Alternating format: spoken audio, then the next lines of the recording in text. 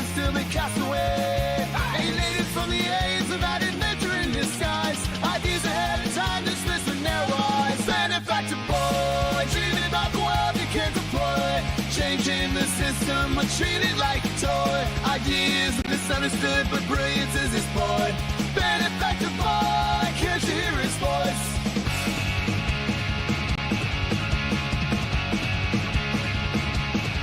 Talking about 0 point, the points lost on them. Kevin structures crumbling from the same old stem. They laugh like I'm crazy, but I see it all so clear. Exploited labor, unheard injustice, burning ears. Fighting for a change in this wasteland of noise. But they call me foolish, wanting shed boys. Benefactor boy, dreaming about the world begins to play. Changing the system, but treated like a toy. Ideas misunderstood, but brilliance is his boy. Benefactor boy, can't you hear his voice?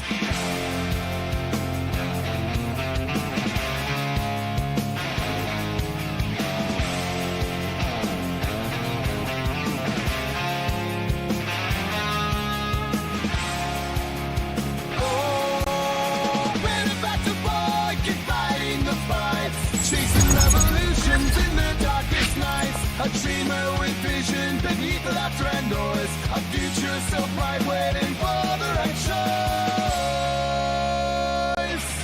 Benefactor boy, dreaming about the world he can't deploy. Changing the system, but treated like a toy. Ideas misunderstood, but brilliance is his boy. Benefactor boy, can't you hear his voice?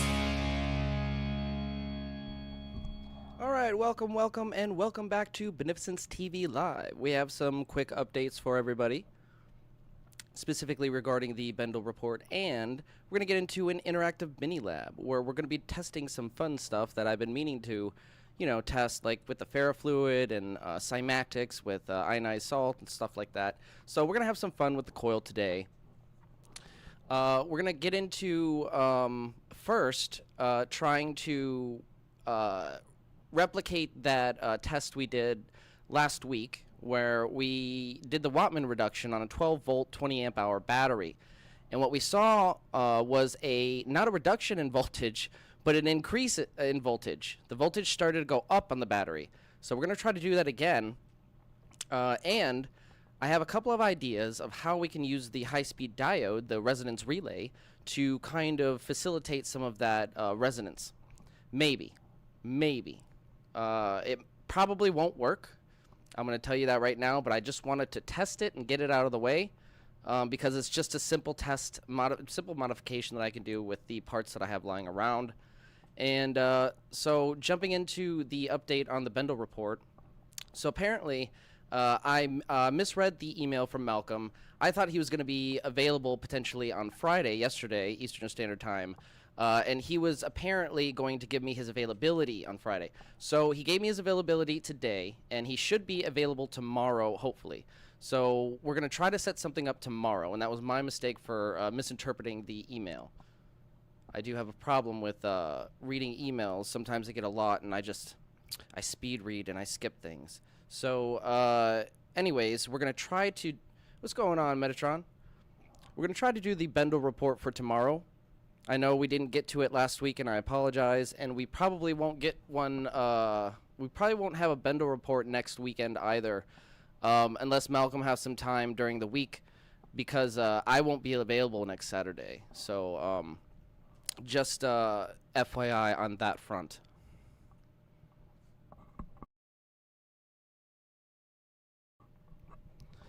But the good news is Malcolm is closing a lot of deals. He is, you know, signing all the paperwork that needs to be signed, and everything is looking good on the thunderstorm generator front.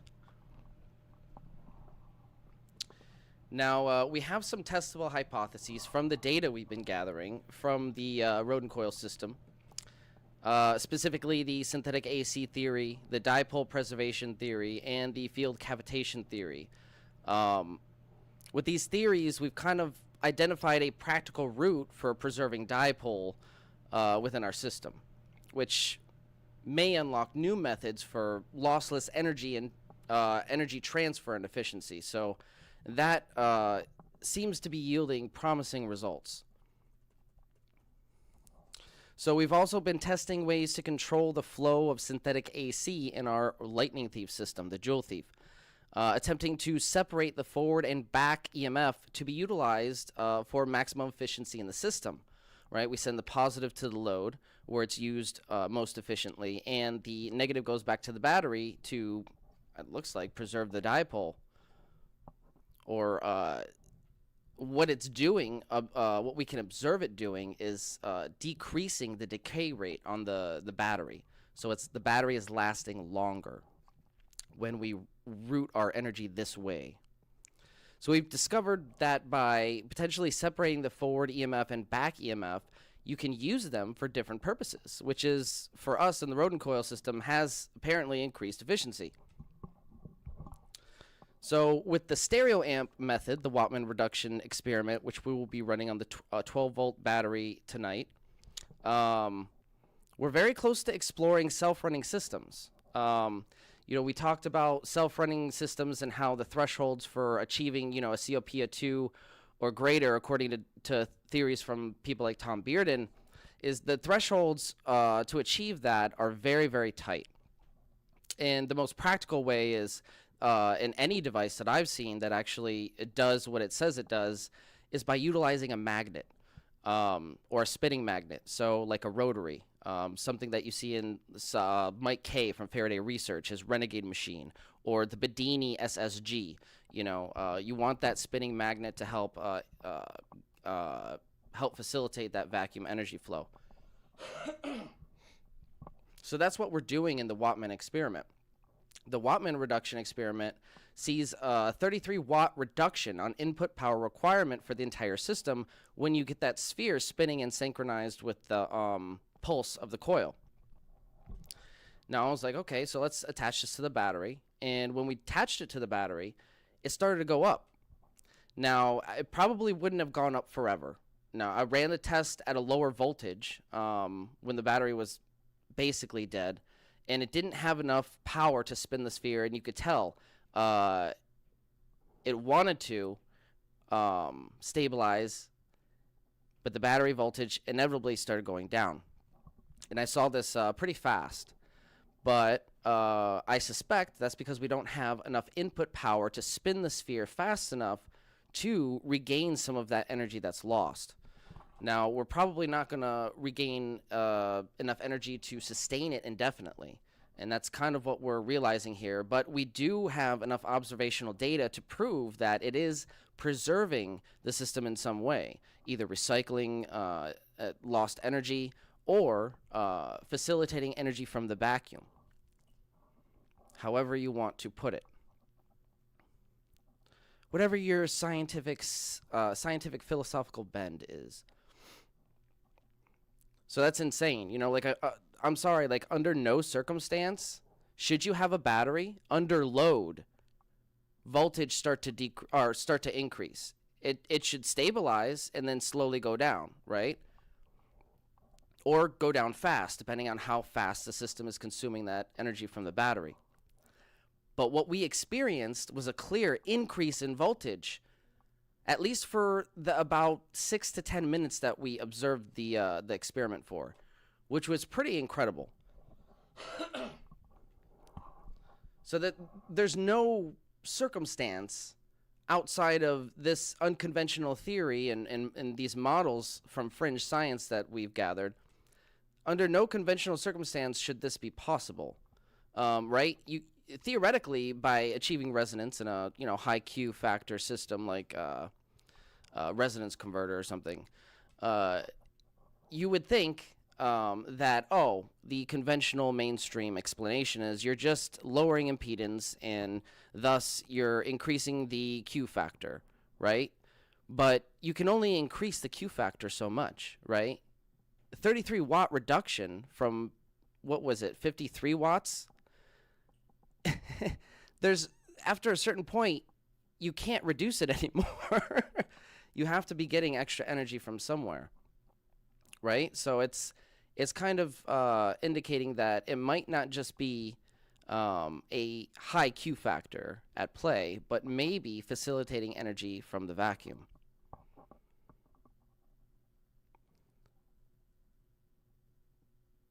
So our goal here is to see if we can actually achieve that self-sustaining method, though. Because if we're going to achieve it, like in devices such as the Floyd Sweet Vacuum Triode amplifier, or the MEG, the Motionless Electromagnetic Generator from Tom Bearden, John Bedini's SSG right here, which uses a battery to trigger the impulse to charge another battery, which, you know, it can charge up to, you know, 1.5 to 2 batteries off of one, which shouldn't be possible conventionally. But, you know, again, we're using magnets. So we talked about how those thresholds were hard to achieve in conventional systems. But all of the answers and the solutions that we've seen from these people saying those same things, we see them using their devices with magnets. And this isn't a mistake. So I think the best route to kind of form a self-sustaining system, you know, a system where you can just set it up, you know, put it in a museum exhibit behind some glass, and it'll run until the parts wear out. Not indefinitely, but for an extended period of time where it's clearly indicating something extraordinary. So this Wattman reduction method yields the most promising results for that self-sustaining system. And we want to have it's not practical. It's not a practical system by any means, but it's a proof of concept, right? And we want to show people, we want to give them a visual of what this energy is capable of, because people just won't believe it until they see it. Look at the thunderstorm generator. You know, like, have you heard one reporting on CNN, Fox News, or MSNBC, any of the mainstream outlets, on the thunderstorm generator? No. Even Joe Rogan, who's notorious for promoting fringe concepts, didn't release his episode with Malcolm Bendall. So that's kind of telling to me, you know. It tells me that people aren't at least going to promote it in the mainstream, and we have to use a strong grassroots movement to kind of get this technology out and into, kind of push it into the mainstream, right? So after we do all these testings, the next step after everything is to kind of increase the efficiencies of these systems even further by altering the geometry of the coil a little bit. There are certain ways that we theorize that we can actually get more efficiency out of these coils. Specifically with a nested coil frame is my theory of the strongest potential for the most efficiency out of one of these coils. So what that means is you have a coil inside of a coil, and that nested coil inside the larger coil is the pickup coil. And when you wire it as the pickup coil, it's actually at the center of the most where the energy is. So that is pretty important, because we can pick up energy on the outside of the coil, and even by putting on top or below or whatever.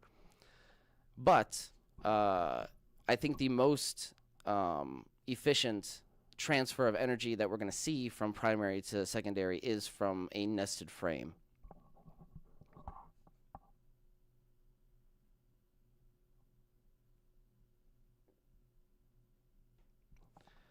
Charles Milligan says, lame stream. Well, you can get the fuck out, motherfucker.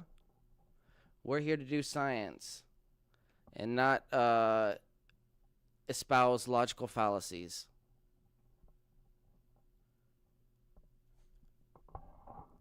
So things that still need to be done. We still need to investigate the atomic level resistance, the theory that the coil produces a resistance at the atomic level, right? Zero resistance is what Daniel Nunez said.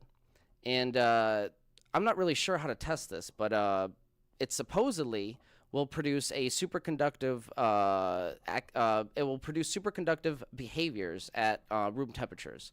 So when it's configured properly, and I figure if we test the open circuit method with the temperature gauge I have, we can test that tonight as well. So there are a couple things that we can test tonight, and that's the only way that I know of testing this atomic level resistance theory for the coil. And specifically when you have it hooked up with the open circuit method, and a 0.15 microfarad cap, on my system at least, it produces a lot of voltage, and it can produce ozone. So we want to be careful. But at the same time, it supposedly doesn't produce any temperature increase at the core. Supposedly, it actually decreases at about 10 degrees. So we can actually test that because I have a thermal gauge here. So that's interesting. We'll put that on the list of tests to do.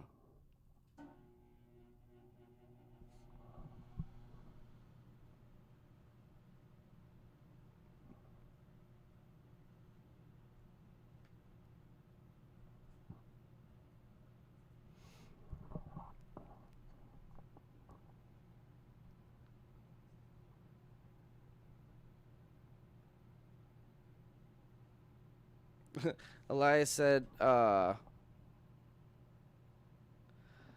you guys were talking about another stream. My bad. I can't see that chat from here. I had to pull it up on my laptop. Mainstream, more like lame stream. Oh, I see what you're saying, Charles. My bad. He said, not you. All I saw from the fucking screen that I see in the back is lame stream. That's the only thing I saw from chat. I get a little spicy when people come in here and just criticize without actually asking questions. Or, you know, even if you see a problem with something that I'm doing, you know, let me know so I know how to correct it. I don't just like people coming in here and being like, oh, this is lame. But no, that's not what Charles was saying. I apologize. I have really bad eyes, and I have this screen in the back. And if I don't have the chat right in front of me, I can only pick up certain things.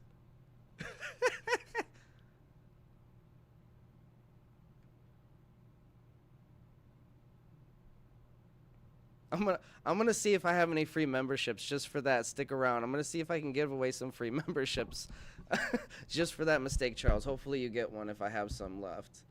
Let's see. Oh wow. I used to get people in here all the time who would just troll me. And it's funny because you get conditioned to just expect it after a while. And it's not a good state to be in, to be honest. I guess that's okay, so we're gonna put the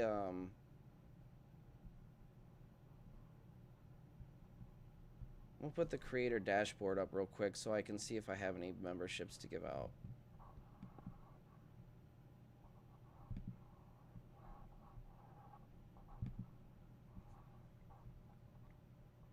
I thought I had 5 more. Yes, I do. Okay, so we're giving out 5 free memberships on YouTube. I'm hoping that Charles gets one.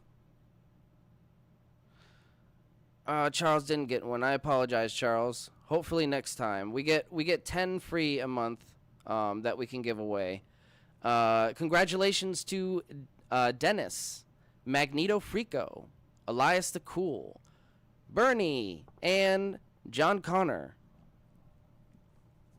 We appreciate your support, guys, and tuning in to this episode of the mini labs that we do.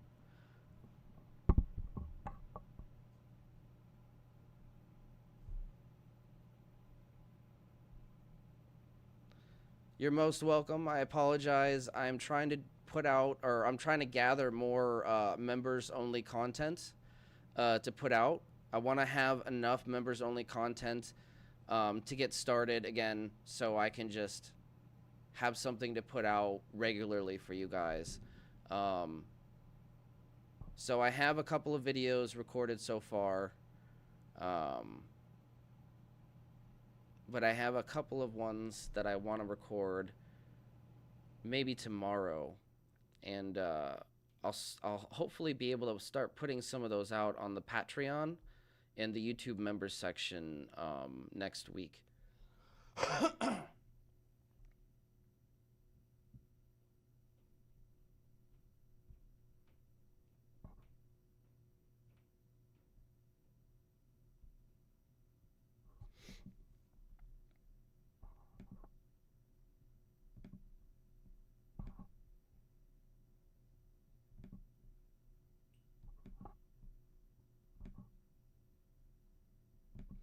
All right, before we jump into the mini lab, I wanted to pull up the circuit that we're going to be using. I kind of whipped one up on the simulator. Now, it's not going to exactly give us a one-to-one one-to-one look at what's going on in the system, right? It's not going to exactly represent what's going to happen. But it can give us an idea of we're going to fuck up enough where the system's not going to start, or, you know, it's not going to work at all. So we can actually pay attention to the energy flow. Even though it's going in the opposite direction that we need to pay attention to, we can still use the simulator as a visual facilitator, right? To help us visually see the system's energy flow and then modify it from there. Now, I have a couple of ideas, as I noted before, about the diode, the high-speed diode, the resonance relay. We're going to pull that up in the simulator, and I'm going to run the simulator for you guys, and then we're going to put the diodes on and see what happens. If it, you know, even if it doesn't flow, then maybe we won't even try it, and we'll just spin the thing without it. But if it works, you know, we'll try to slap a diode on there real quick and see if it works. You know, helps with the battery drain at all, you know, before it was actually going up. Hopefully it will continue to go up past the stabled voltage, the resting voltage that it's at right now. I think 12.9 volts, fully charged. So if it can go up past the resting voltage, that's pretty significant. That means it's not just getting less energy input, but or using less energy, but it's actually gaining energy at that point. So that means at that point it's actually charging the battery. I guess you can think of it that way. But we'll see what happens, because I don't think it's going to be charging the battery. I don't think it's going to continue to go up forever. I think it's going to go up and you know, then stabilize and then slowly go down. Whereas before we kind of saw it was stable, and then it kind of steadily went down a little bit faster than we would see with the magnet in the center of the coil spinning. And then we're going to go to about 70, 75 hertz. I don't want to go too fast because it desynchronizes around 75 hertz. And but the idea is to get the sphere to go as fast as possible. Again, if we're, you know, spinning it 75 hertz, that's 75 cycles per second. So that's pretty fast RPM. This sphere might be too heavy even to go that fast. So maybe future experiments, we'll do one with a slightly lighter, a slightly smaller neodymium sphere. That could work too.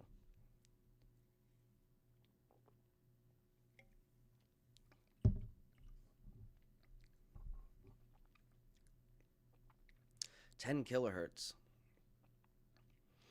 So yeah, I think I can go up to 20 kilohertz on the frequency generator on the app that I have. The problem with going up in frequency is it uses more current to maintain that frequency. So to modulate that frequency that fast, it uses a lot more current from the battery. So you want to keep an eye on that, because that's what we've noticed with our experiments as well. It's going to drain your battery faster, basically.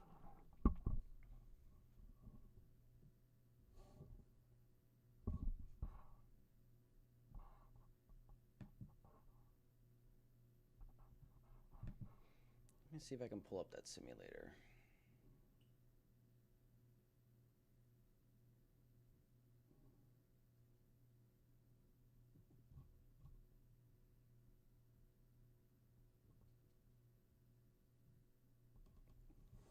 There we go. This is the Falstad simulator, circuit simulator, that I just whipped up the stereo amp method that we're going to be using real quick in it. Here we have the AC output. Basically, this is this can represent the input from my laptop, which is going to be the frequency, and the battery, which is the source energy that we're using to the frequency to modulate. So we have basically a battery hooked up to a mini stereo amp board, And then that mini stereo amp board is hooked up to the coil, and I'll pull up that configuration diagram in a second. But here you see the basic circuit that we have with a switch right here. Okay, and this is actually how I have it set up. You want a switch because it's just safer that way to have a physical switch, especially with working with high voltage and back EMF and stuff that can really give you a kick. So, oh, there it is. We're going to run this. You can see it's off, so we're going to turn it on. And it appears to work. So this is our circuit that we've been running, and this is the coil. We're using this transformer because that's basically what the coil is. Even though it's not a true traditional transformer, it's honestly, I think we should kind of reclassify these coils as kickback transformers, right? So what they do is they don't from my experimentation, I haven't really witnessed on the oscope a stepping up of the positive yet. I mean, we could still, you know, probe the system and maybe find that in some way. But at the output, the Joule Thief, it's not stepping up the positive. The coil is stepping up the back EMF. It's stepping up the kickback. Because we have 12 volts going in, 10 volts coming out on the positive, but negative 168 volts. And we confirmed that by hooking it up to the wall ground. And we basically got 0, you know, -5 or whatever. Which tells us we have, I'm sorry, negative 68 or something like that. It told us that we actually have a lot of that going into the battery. I know, right? Kickback transformer sounds badass. But that's actually, I think that's what it's doing. I think that's what it's doing. Because if you think about it, a normal transformer is stepping up voltage by what? Increasing the turns on the secondary?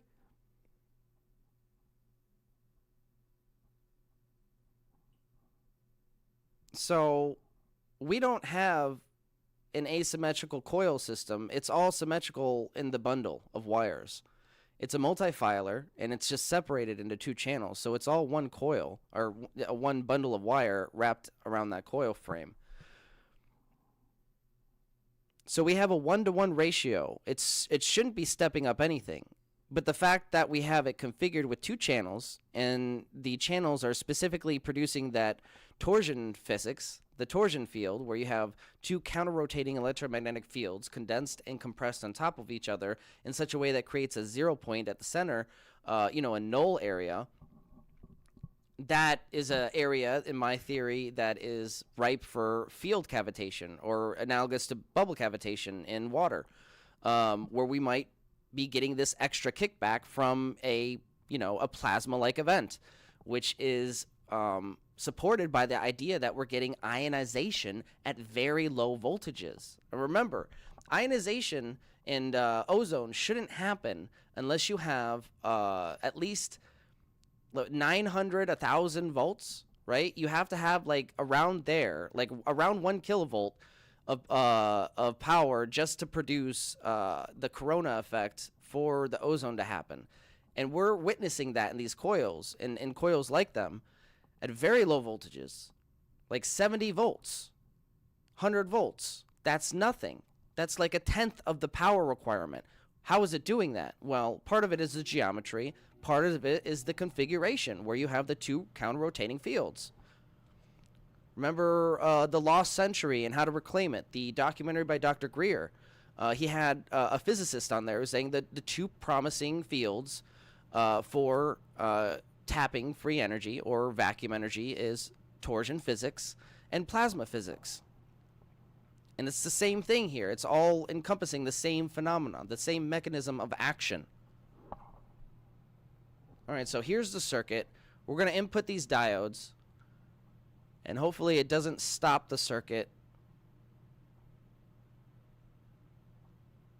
It might not. We'll see. So again, we're tracing from negative to positive. Let me see. I can't see from here. I gotta walk up to the screen to see which side is the anode and the cathode.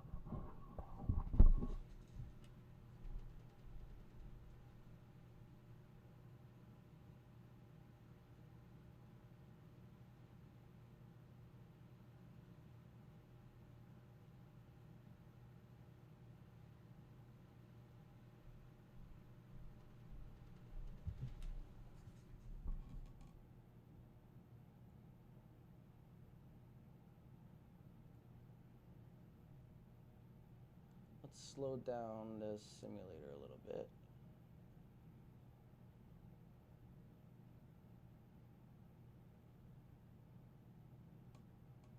All right. Okay, so it looks like the left side is the anode and the right side is the cathode.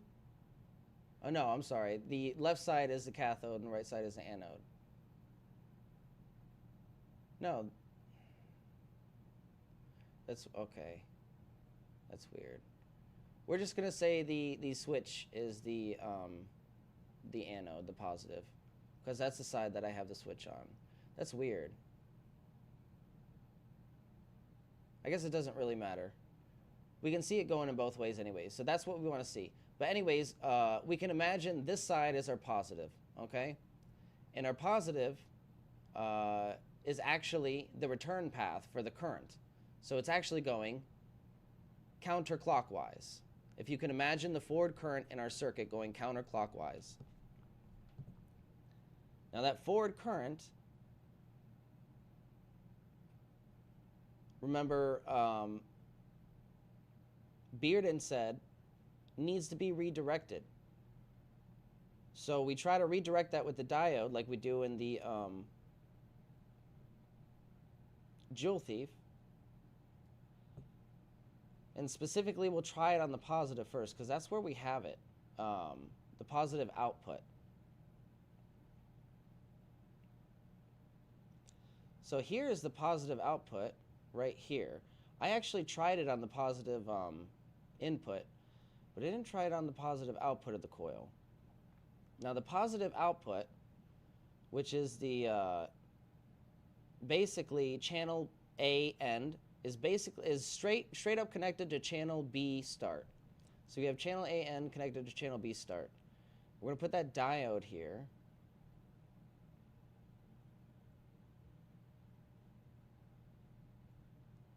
And what this is going to do is hopefully prevent some of the forward current from returning.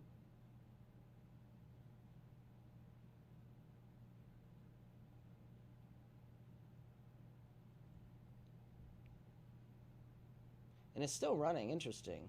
Okay. So it is simulating the back EMF too. Okay. I believe that's what Shanjax, who shared the simulator with me, said. He said it was good at simulating back EMF, so hopefully that's what it's doing. It looks like it's doing that.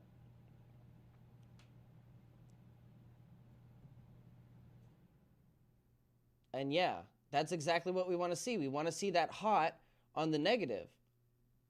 Holy shit, we might be able to do this.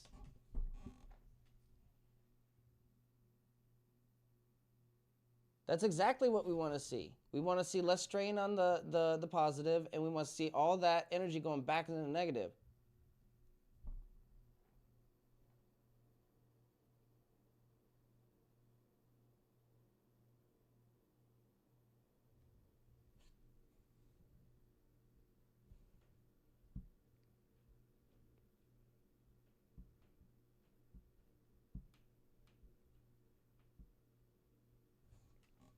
Oh, you're welcome, Steven.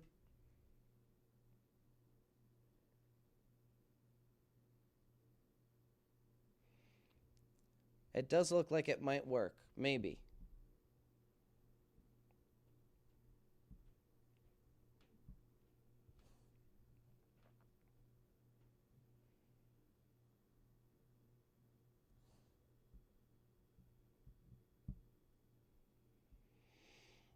We do have a few other tests that I want to run tonight too, including the Cymatics test. let's get this set up real quick because I really want to test this out.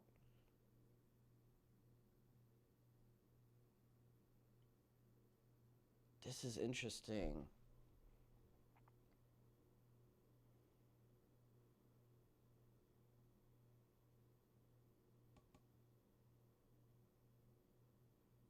You know, that kind of makes me realize maybe that's what we're looking for in the circuit when we're designing and modifying the Jewel Thief variant here.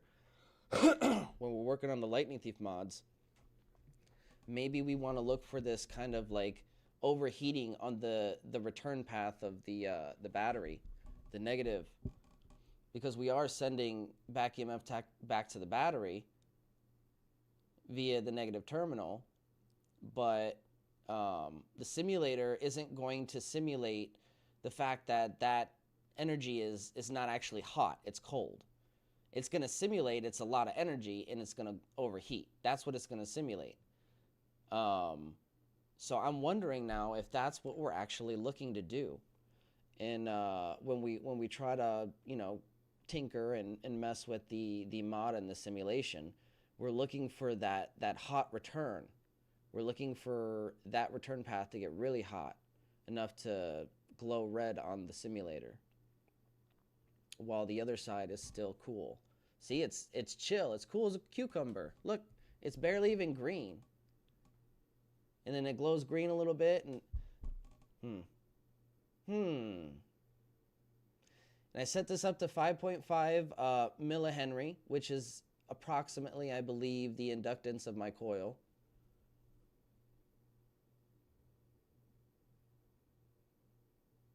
I don't know, guys. What do you think? Do you think this is going to work? I guess there's only one way to find out, right? All right, let's get to the lab.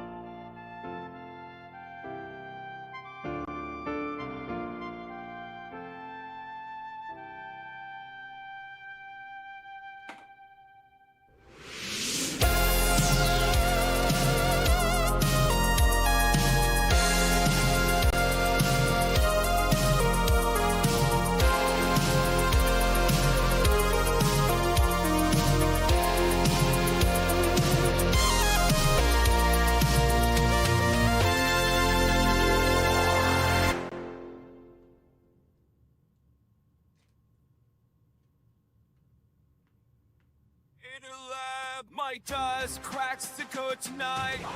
Oh yeah, that's true. Wires and circuits that shine in neon light. Oh yeah, seen you creating power from the air. These smiles and delight. Oh yeah. Mike does it right. Hey. Mike does, oh Mike is the one teaching us knowledge, lighting the sun, trumpeting his legacy alive is his. Mike does knows we're his biggest fans. Down in the basement, secrets start to glow. Oh yeah. With Nathan, Lulu in the show. Oh, brilliant team. Mike came from Faraday. We're letting knowledge flow. Oh yeah. Energy streams. Mike does, oh Mike is the one teaching us knowledge, lighting the sun, trumpeting his legacy alive is his. Mike does knows we're his biggest fans. Years of thought, bringing dreams to life, turning theories into electric light. Mike and us, a journey to ignite. We've reached new heights. Mike does, oh Mike is the one teaching us knowledge, lighting the sun, trumpeting his legacy alive is his. Mike does knows we're his biggest fans.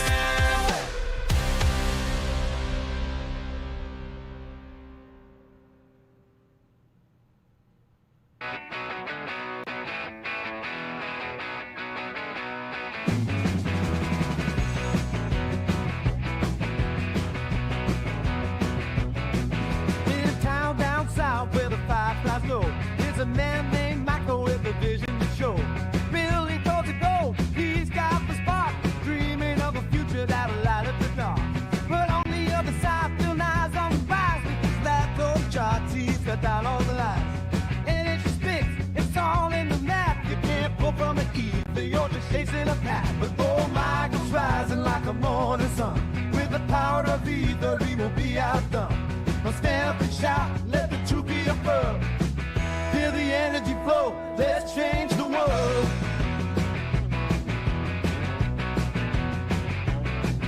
In the heart of the life, the tension was thick. Skeptics gathered round the table ready to fit. Chose your fruit, but let the taste clear. And I find the stream, you're just chasing a spin. But Michael smiled by with fire in his eyes. Just watch as I spin, let the naysayers cry. Go spin fast and a heart full of fight. I'll show you the power that's inside. Oh, Michael's rising like the morning sun. With the power of ether, he will be outdone. Well, stand up and shout, let the truth be affirmed. Feel the energy flow, let's change the world.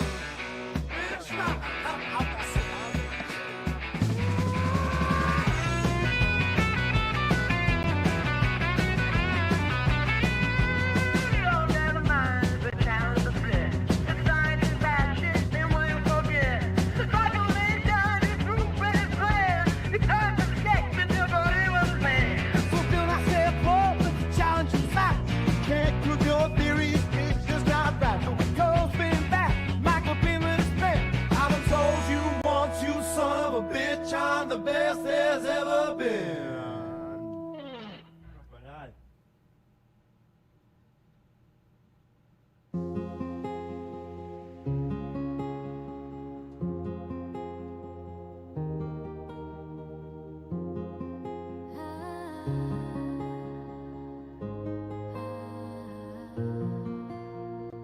In a lab with dreams ignite, Lulu's mind is taking flight. Bouncing equations, there's a plan she designs. Unlocking secrets where the cosmos aligns.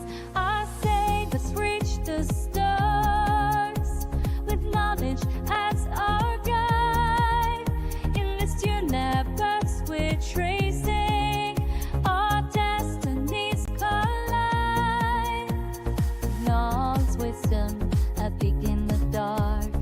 juggling studies and like igniting the spark.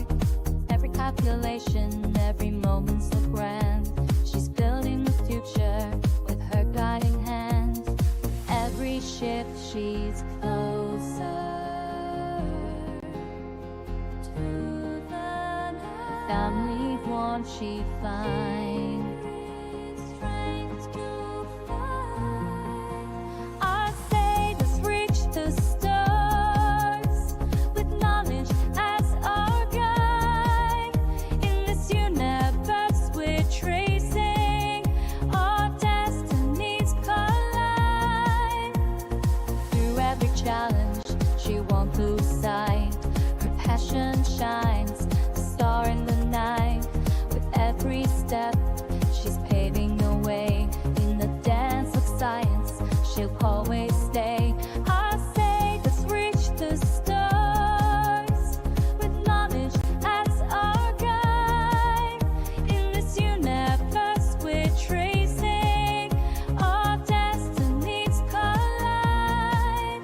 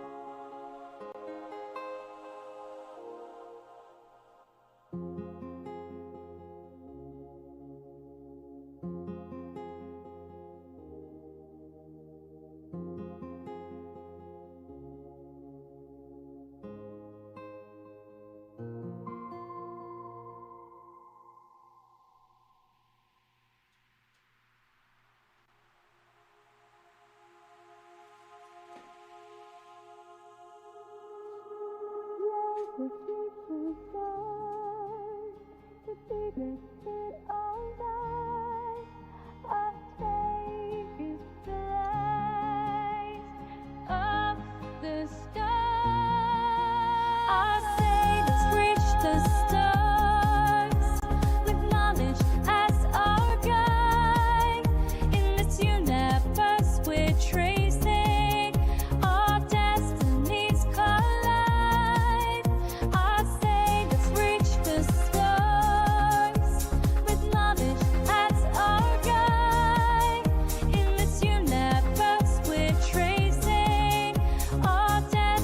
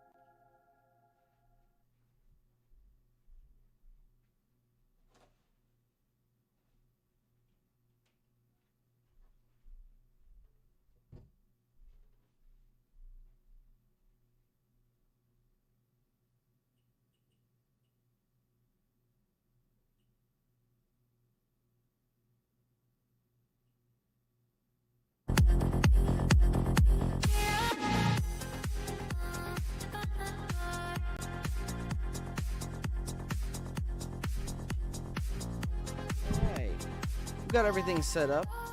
Give me a few minutes to just go over all the connections and everything. And we'll get started. I'll set up the mobile lab cam so you guys can get a closer look at all the meter measurements and the neodymium sphere spinning. You can probably hear it if I have the microphone enabled as well. Oh, and we do have the high-speed diode hooked up on the channel A output. So the channel A end of the coil that's connected to channel B start, we have the diode placed with the anode facing channel A end and the cathode connected to channel B start. So this is going to be fun. If it doesn't work, then we could take that diode off and just do the regular test. And if we don't get any interesting results again, that would be unfortunate, but it just means we probably need to tweak the system a little bit to get it running like it did. Also, we have plenty of tests to do today, so we have a plethora of things to get into.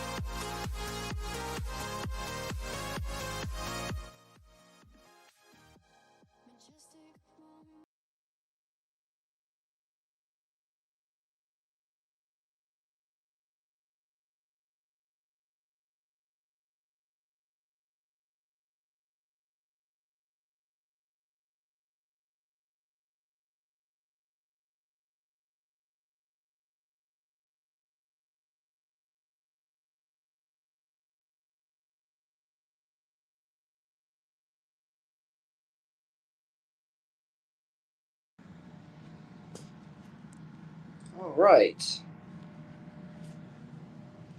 Let's take a look at our resting voltage. Resting voltage is 2.88, or 12.88, sorry. 12.88. Fully charged battery. Should be good to go.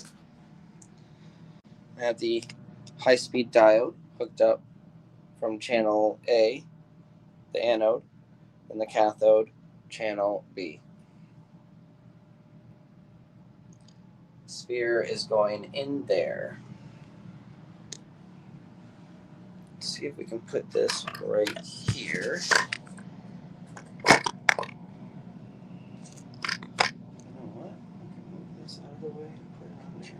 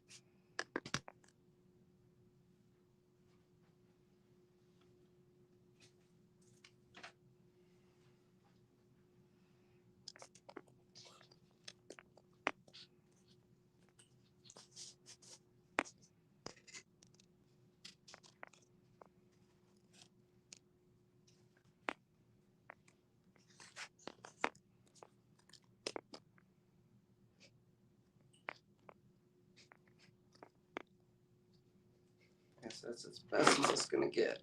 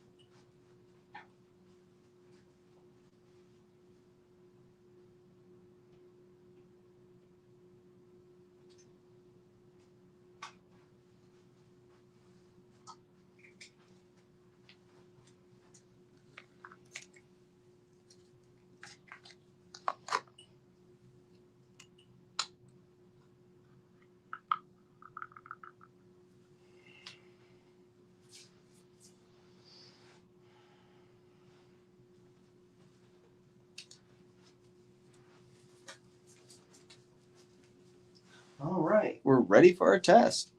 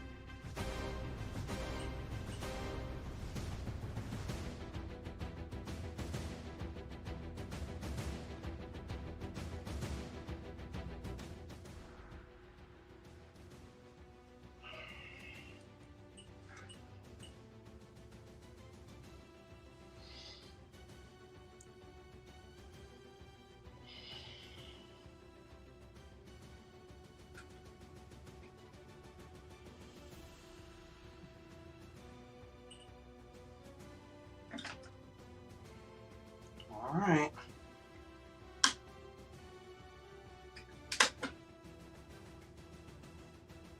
Oh. What happened here? Aha.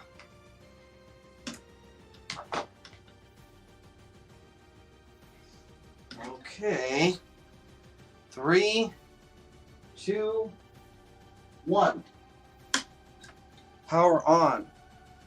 Tone input now.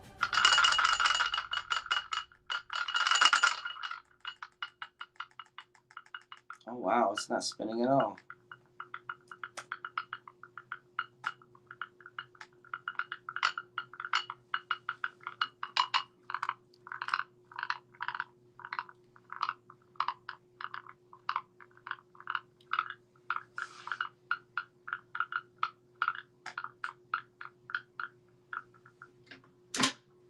All right, so the coil didn't spin. We're going to take the diode off, and we're going to just hook it up regularly.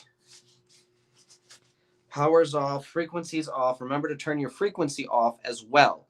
It doesn't mean just because you don't have the power on doesn't mean the frequency isn't going to produce some kind of dangerous effect if you touch it, like electrocute you.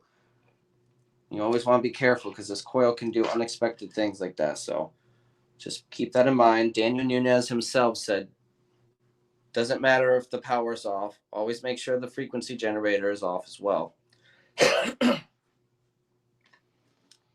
So here we're going to hook this right up.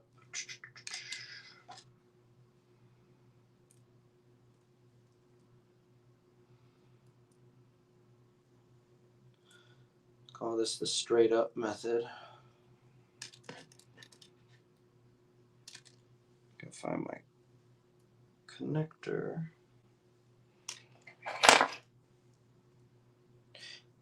This might be it.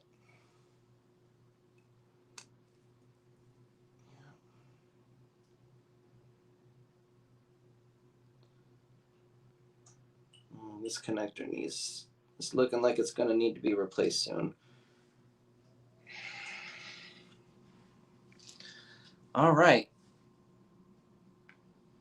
We're starting at 5 hertz on the frequency. 3, 2, 1. Power on. Frequency on.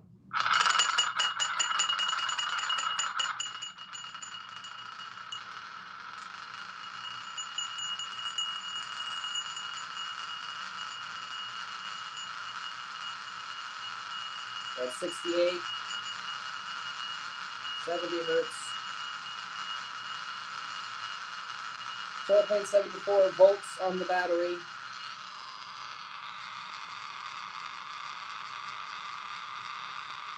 Twelve point seven four three.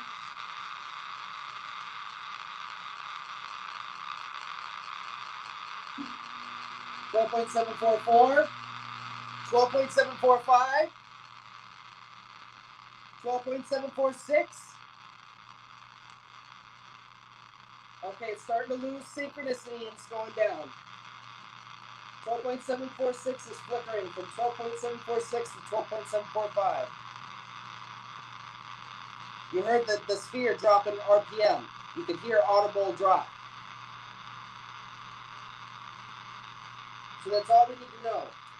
It did rise momentarily, but why did it rise so fast and so long last time? Let's try a different configuration. Let's try just one channel. Right now we're hooking up both channels with a positive and negative from either channel from the stereo output. So let's try just one channel and see. Depending on the stereo amp board, this might work better. Let's see.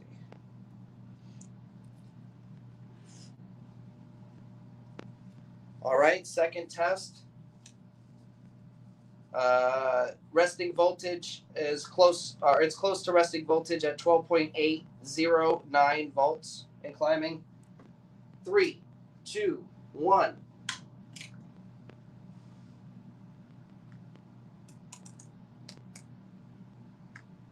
Tone on.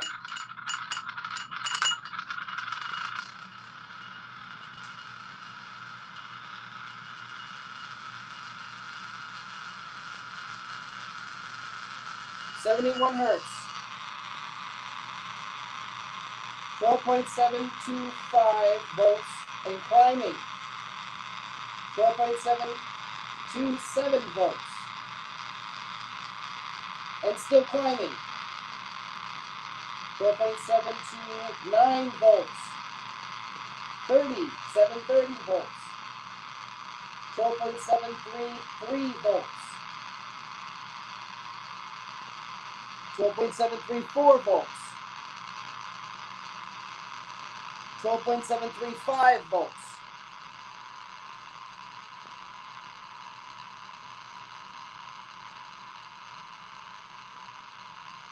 It's going down, desynchronized.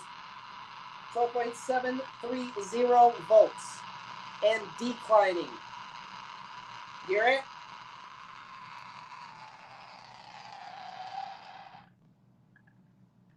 Test concluded.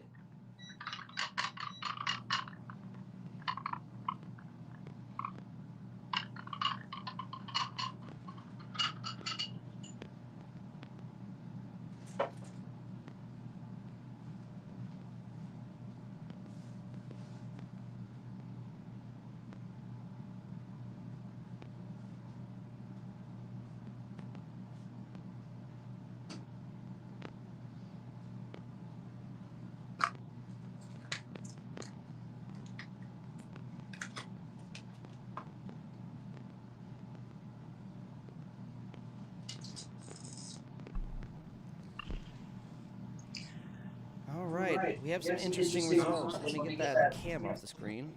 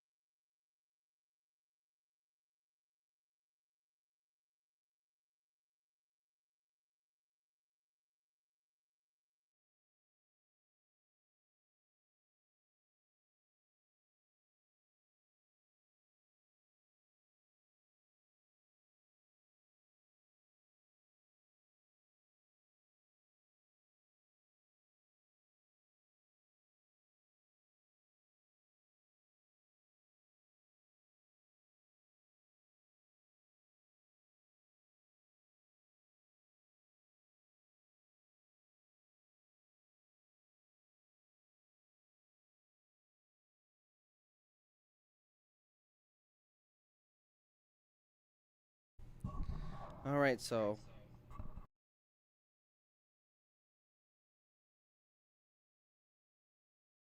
that was interesting. It was unfortunate that I don't have an extra set of hands, or like a lab partner to help me with this, because I had to hold the neodymium sphere so it was kind of center in the torr. So I couldn't like go back and forth and take the readings, so I had to read them off to you. But we did kind of do that. I kind of had it steady last time, and we did do it and capture it live on live stream. So at some point I'm going to do clips of that and put that on the channel, because that was very significant. We caught that all on camera. That was insane. But we didn't get the same exact results. We got an increase in voltage, which was really cool, but we didn't get the same kind of increase, like where it was increasing, it seemed like, for almost 10 minutes. We saw a steady increase in voltage on the previous experiment, whereas here it was increasing for maybe a minute or two, and then it just started to kind of decline and drain the battery, which is very, I mean, it's very unique phenomenon. I don't think any other system I've seen produces this kind of effect. So if we can hone in onto the mechanism of action using our theoretical models, and apply some of these modifications through the simulator and other means, I think we have a good foundation here for a proof of concept for a self-sustaining system, or at the very least a proof of concept for a dipole preserving system, something that lasts a lot longer than it should. So that was interesting. I think the overall results, though, were very positive. We did see an increase, clearly an increase on the voltage for at least a minute or two, and that's a positive result by any means. So very, very groundbreaking stuff we're doing here in the lab, and honestly, it's just, I feel lucky to be a part of this stuff. Not a lot of people are working with these vortex coils, which is a shame. I know Nathan from Old Man Builds is experimenting with them with conjunction with the Tesla coils, which is really cool. I think that's going to yield some interesting results, some really cool results. And then I know Gerald is also working on his own unique vortex coils with his own different winding patterns. So we have a couple of different people, but not enough people working on these. So if you are interested in replicating some of these experiments, if you're an engineer or a garage tinkerer, someone who knows what you're doing and has the safe has a safe place to do it, check out my do-it-yourself guide. That can be found in all of my videos description. You'll just look in the video description and look for do-it-yourself guide, and there's a link to the phase 2 guide of the coil, where you can basically replicate everything that I do here with the coil. And that's pretty cool. We have gone through a lot of effort and putting together that comprehensive guide for you. I do need to update it with my new theories, but it is pretty comprehensive regarding everything from how to build the coil from basically from scratch, and the theories of why it does what it does, along with some interesting other facts and tidbits. So it's a very interesting read. I suggest that anybody who's interested in, and even like doing basic research with these coils, I suggest using that as a starting point, because it is just a plethora of information that I tried to provide in one comprehensive one location that you can just easily access. And it is it's being updated with my research and some of the stuff that we've been doing. I haven't updated it in a while, but we do have a lot of things to add, so that will be interesting when I finally get around to adding the new theories into the guide. But everything in the guide and everything that I demonstrate is open sourced. That means it's under the public CC0 license, which means no copyright. It's under the public domain. That means anybody is free to replicate this to sell it if they want on their own shop. It's my way of saying I want more people to get interested and and have competing ideas on who could build the best system. That's really how we're going to advance this, like who can put their own unique ideas into these systems to create more interesting and practical effects. So that's why I say, give it to everybody and see, because people have interesting ideas. I'm not the only one with ideas. Lots of people have ideas, and I think if we get this technology into more people's hands, these, garage tinkerers are going to do some wonderful things with it. With that said, we're going to take a short break so I can get the lab set up for the next experiment. I haven't really decided what to do yet, so I might put a poll in the YouTube chat. So if you'd like to vote on the next experiment to conduct, we'll set that up in chat over the break. And if you haven't hit the like button, please do so. It really helps us out. Or, subscribe for more revolutionary content and share our content with people who would appreciate it. And we appreciate you for tuning in here on Beneficence TV Live with our interactive mini lab. Stay tuned for more. Have you heard about this Benefactor? This dude is talking about free energy, but here's the twist. He says it's not free energy. He's calling it energy recycling, which first off is kind of genius, right? Because when you say free energy, people immediately throw you in the crazy bin. But energy recycling, that sounds like some next level Tesla shit. Yeah, man, it's all about the branding, but what is it that he's actually doing? All right, check this out. He posted this. Free energy isn't actually free. This is a misnomer. It's actually a mutual exchange from the vacuum, a field of energy from which everything arises, the same energy that powers an atom. Like what? Bro. That's some deep shit. But then he breaks it down. He says you can tap into this energy without breaking any known laws of physics by using something called back EMF capture. Whoa, back EMF capture? Sounds like some serious sci-fi tech. Dude, listen to this. He explains that when a coil collapses using a pulsed signal, the energy that would normally just get wasted, like just dissipate as heat, can actually be recycled. He says nature gives you back energy to stabilize the system, which makes sense if you think about how nature works. Like everything in nature is always trying to find balance, right? So equilibrium, is that like how water always levels out or something? I'm trying to remember what Ms. Murphy said to me in 6th grade science all those years ago. What was that? Oh yeah, Elon, stop eating that glue and pay attention. Man, if only I had listened, I'd probably be the one inventing energy recycling instead of just talking about it. Exactly. So he's saying that by intentionally destabilizing the system, collapsing the field, you actually get energy back as a kind of natural response. And here's where it gets wild. He compares it to pushing a swing. If you push at the right moment, you don't need to use a lot of energy, and the swing gains momentum. But instead of a swing, he's using resonance to harness that extra energy without it becoming destructive. He says most traditional systems are like a surfer fighting against the current, while his method is like riding the wave to shore. Dude, that's crazy. So he's basically saying the energy is already there.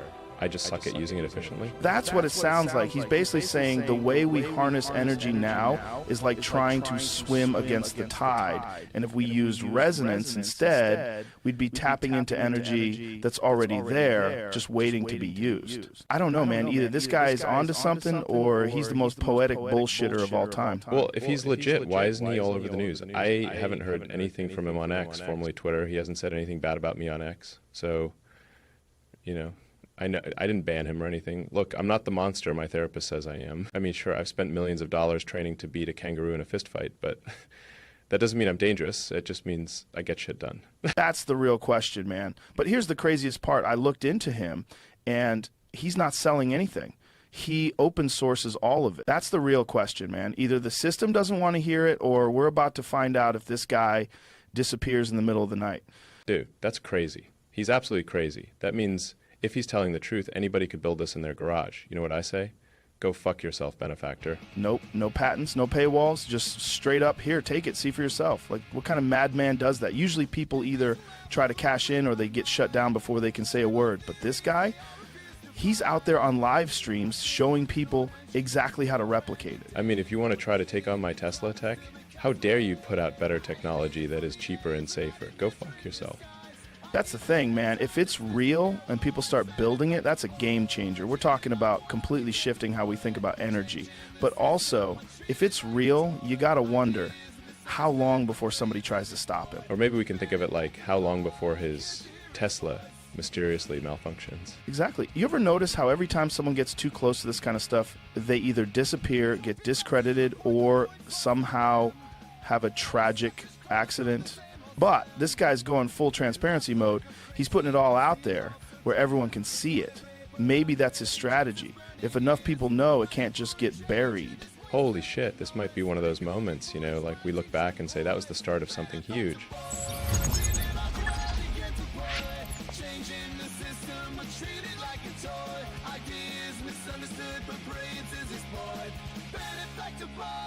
Can't you hear his voice?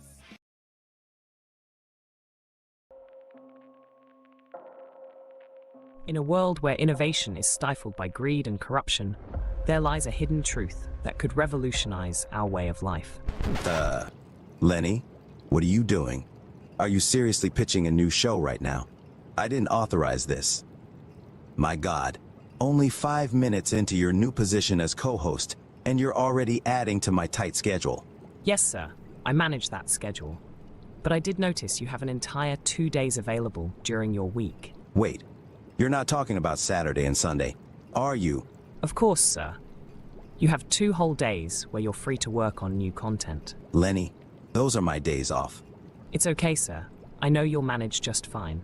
I have faith in you. Do robots have faith? I do.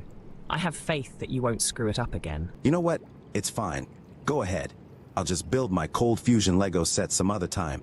It's Pond certified. But I'm not telling them about my idea for a thunderstorm toilet. I'm gonna keep that baby close to my chest. You know, that just sounds wrong. It's a good idea. A toilet capable of turning any toxic human waste into, well, it turns into petroleum jelly. Why petroleum jelly, sir? You know what? I'm not sure. I don't think it's calibrated correctly. Enough is enough. The world is at a breaking point. Catastrophic climate change, biosphere collapse, and a global energy crisis have been met with apathy, denial, and despair. The phrase unidentified flying object is a deliberately obfuscating term. What it really is an alternative energy and propulsion device. This is the real reason for the secrecy. These technologies, if they were disclosed, would end fossil fuels, pollution, and poverty overnight, and usher in a new era of abundance, freedom, and peace. Instead, they have been kept secret for over 100 years. The more powerful the agency, the more powerful the group, the more powerful the cartel, the more they will resort not only to legal means, but to extra legal means to suppress their competition. I said pretty early on, the problem is suppression. It wasn't really how do I make a free energy machine. It's how do I not get suppressed? Because what's the point? Microscopic ball lightnings that when they discharge are tapping into that 0-point energy field and creating the motive force. Boom! That's why the concussion from the thunderclap is so huge. There's this huge amount of energy that's actually sourced from the vacuum energy. All the dots connected. This is what's happening, right? So we need to make the thunderclap engine. Imagine a future where clean, sustainable energy is not just a dream, but a reality. Discover the countless untold stories of free energy devices and the relentless battle against those who seek to suppress them for their own gain. Black shelving. So someone comes along, they offer you $20 million for your device, it's a corporation, they put it on a shelf. Boom. There's power! is something I have given my life for you the people. Uncover the shocking tactics used by energy industries to control the narrative and maintain their grip on power. You don't interfere with the big, powerful people. You don't put them out of business. They still have those 50-year leases on the lines and all the power transformers. Environmental Protection Agency is a bit of a dictatorial police agency. A shadowy government with its own Air Force, its own Navy, its own fundraising mechanism, and the ability to pursue his own ideas of the national interest, free from all checks and balances, and free from the law itself. This is real, usable power. It's stable. It is not transient. It is not noise. Behind the lamps, that little box is putting out all of that power, well over 500 watts, and yet it is receiving less than 1/3 of a milliwatt of input power. The rest of that power is coming out of the surging energy of the vacuum, and this little box that you see right here, solid state, no moving parts, is the vacuum triode that's doing this very practical and historical work. But indeed, it put out more energy than it took in.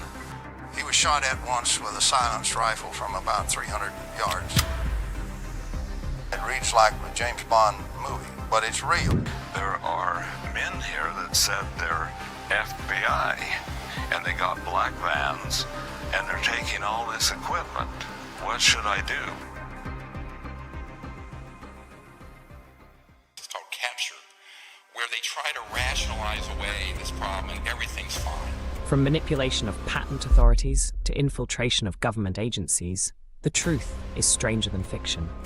But amidst the darkness, a glimmer of hope emerges in the form of renegade scientists and inventors who refuse to be silenced. There is absolutely no question that T. Henry Morey had a system that produced about 50 kilowatts out of a 55-pound box. In the shadows of capitalism's dark secrets, join us on a thrilling new show. Get ready to be inspired, enraged, and empowered as we delve into the Benefactor's Guide to Free Energy Devices. Only on Beneficence TV. They came to claim our world. What they didn't count on was him. Showtime! Hail to the king, baby! You might have heard a Joule Thief circuit hum to you before, but have you ever heard a Joule Thief circuit actually sing to you?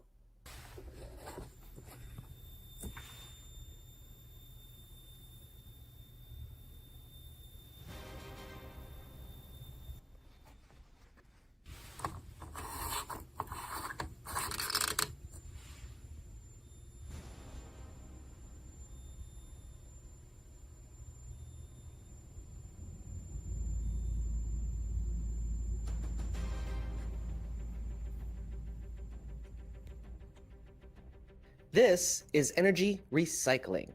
15.5 hours of continuous power compared to just 2.5 hours off of a standard inverter. While this traditional inverter already maxes out at 88.5% efficiency, we're breaking every limit with my Vortex Coil system. This standard DC to AC inverter will only run for 2.5 hours on 12.2 watt hours of energy. But my system provides energy for a whopping 15.5 hours off of the same 12.2 watt hours. That's over 6 times more efficient. Not only that, the system will keep powering my lights well past 12 volts on the battery. This isn't just an upgrade, it's a new industrial revolution. This is the energy of the future, and you are powering it. Imagine a world where energy is infinite, where the power to fuel our lives doesn't come from burning the past, but from harnessing the future. This is the breakthrough that changes everything. 0-point energy, the power of the universe itself, unlocked, and you are the reason it is possible. While the world sleeps, you're awake. While others talk, we are building. This isn't just technology, it's a revolution. And it's happening right now, powered by you. So thank you so much for joining me here on Beneficence TV and supporting our goals in open sourcing zero-point energy technology and disseminating all forms of forbidden knowledge. Changing the system, treated like a toy. Ideas misunderstood, but brilliance is his boy. Benefactor boy, can't you hear his voice? They came for our bodies, but they awakened our spirit. Gravity is not the only thing they control. I'm done running. Time to hunt. So now we're searching for the magic frequency. And we start with 100 Hertz. And we look through the microscope to see if anything is happening. We watch for 5 minutes. Nothing happens. We try hundreds and hundreds of frequencies, if not thousands, until we find the magic combination.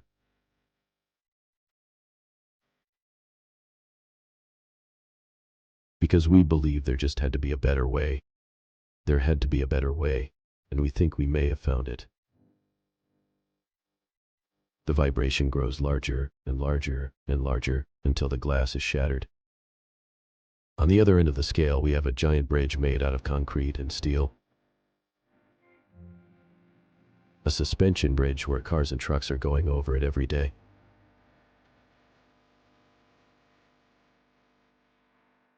And unfortunately, where they build this bridge, there was a steady wind blowing across it. And one day this wind induces a small vibration in the bridge, hardly noticeable.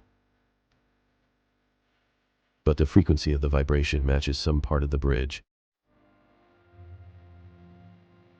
And the vibration gets larger and larger and larger until the bridge collapses into the river below. A destructive resonant frequency. So on one end of the scale we have the giant concrete and steel bridge that was destroyed by resonance. And on the other we have a small crystal glass, shattered. So maybe we could shatter something even smaller. Something really small. Something you would need a microscope to see. Maybe we could shatter a living microorganism. So maybe we could change biological living liquid crystal with a special electronic signal.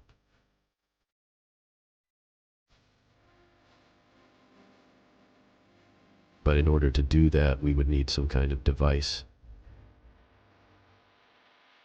It's called the Resonant Frequency Therapy Device, and its purpose is to induce a resonant vibration in the living organism or cell.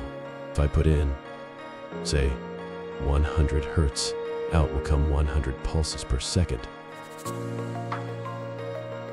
If I put in 200 Hertz, I'll get 200 pulses. Now, we're searching for the magic frequency, and we start with 100 Hertz. We look through the microscope to see if anything is happening, and we watch for 5 minutes. Nothing happens. So we try 101 Hertz. We look through the scope for 5 minutes, and nothing happens. So we try 102, 103, and so on. Over the course of 15 months, we try hundreds and hundreds of frequencies, if not thousands, until we find the magic combination. The answer is you have to have 2 input frequencies, one low, one high, and the higher frequency must be 11 times the lower. It's what the musicians would call the 11th harmonic. And when we add the 11th harmonic, we begin to shatter microorganisms like a crystal glass. These are the first videos taken. We show these videos to our friends in the biology department. They said they hadn't seen anything quite like it.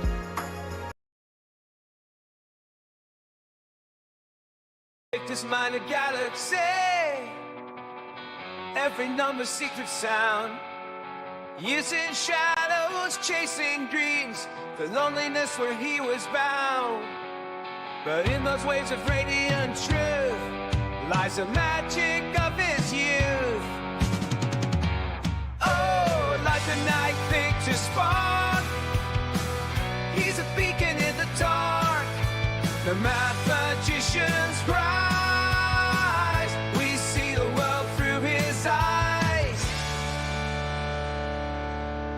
They call him at a lonely star, lost in formulas so bizarre. Connections made where none could see, a future bright while symmetry. Beyond the whisper and the sneers, victor's victory over the years. Oh, like a night picked a spark, he's a beacon in the dark. The math magician's right, we see the world through his eyes.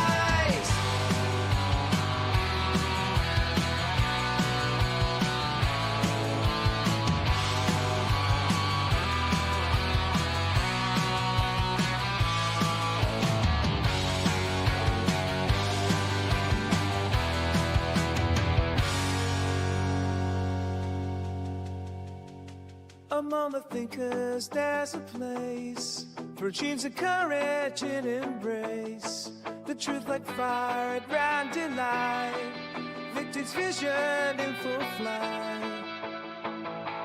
Oh, like the night picked a spark, he's a beacon in the dark. The math magician's bright, we see the world through his eyes.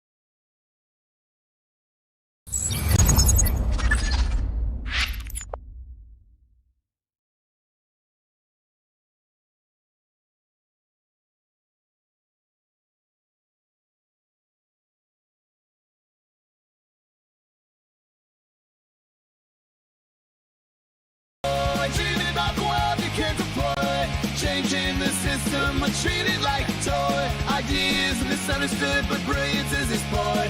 Benefactor boy, can't you hear his voice?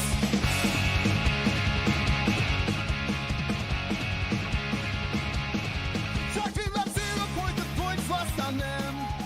Kevin stretches calling from the same old Sam. All right, welcome, and welcome back to Beneficence TV Live. We're doing our interactive mini lab. I don't have. Oh, there it is. Okay, so let's take a look at the polls. I did put a poll up there. I put a poll up to see if you guys wanted to vote on which test to do next, and I guess we got 2 votes. Towards the Cymatics test and speaker test. So we got the system already set up for the speaker test. What we're going to do is just switch the medium, which is we're going to put basically some metal down for the neodymium sphere to vibrate on. And we're going to see if we can get it to output any kind of sound and amplify that sound into form a speaker. And I probably will be putting in this, it's called the 444 plus 888 music sleep screen. It was actually a playlist on Daniel Nunez's YouTube channel. So we'll put that through the coil and see what happens, see if it, plays anything or how it sounds. And then we're going to actually put some salt down and see what kind of patterns produce, if anything.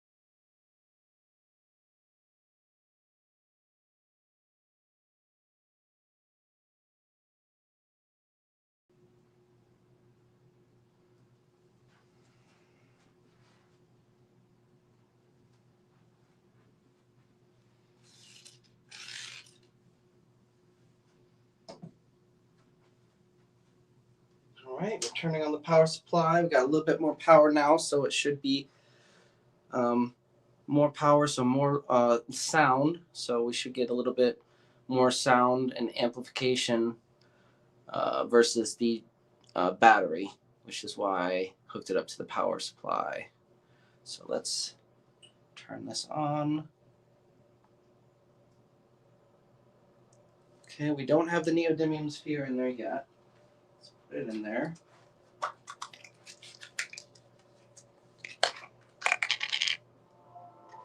Oh, wow. Ha ha ha!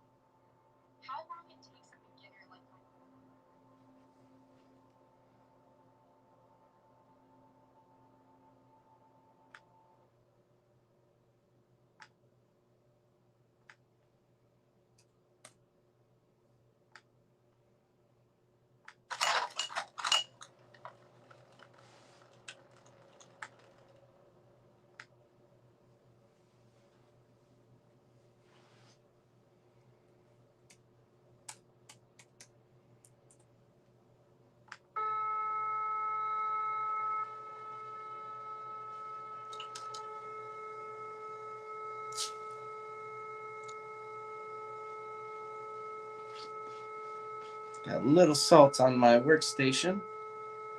No matter. I think we're going to try the other pan because it's a little more level. Although it's giving us a lot of sound.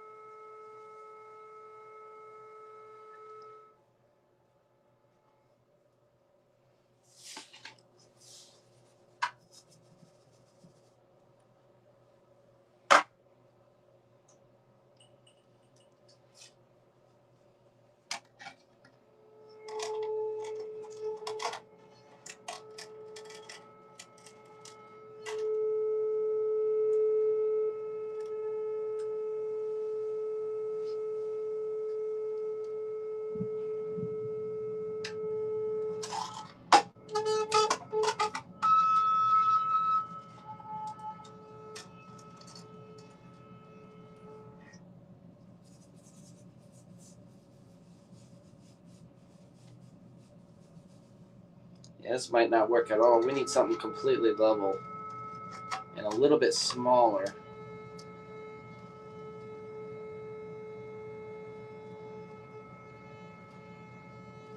Shifting the particles, but it's not transferring the energy enough.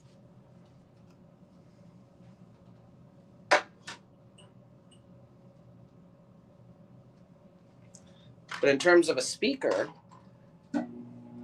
this foil, this aluminum foil, works pretty well.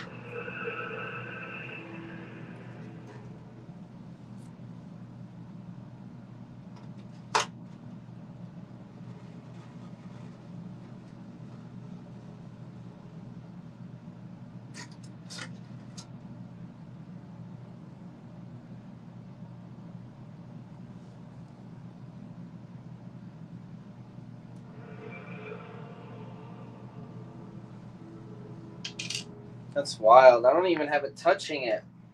Look at that. It's not even touching it. It's so cool. I can feel it. Feel the monks chanting through my veins.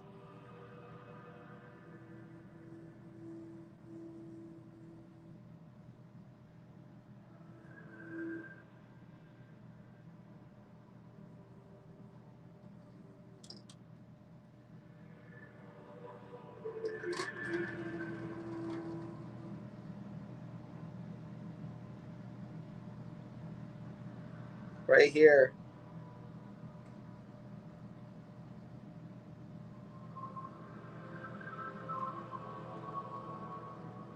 It's not touching it. It's so cool.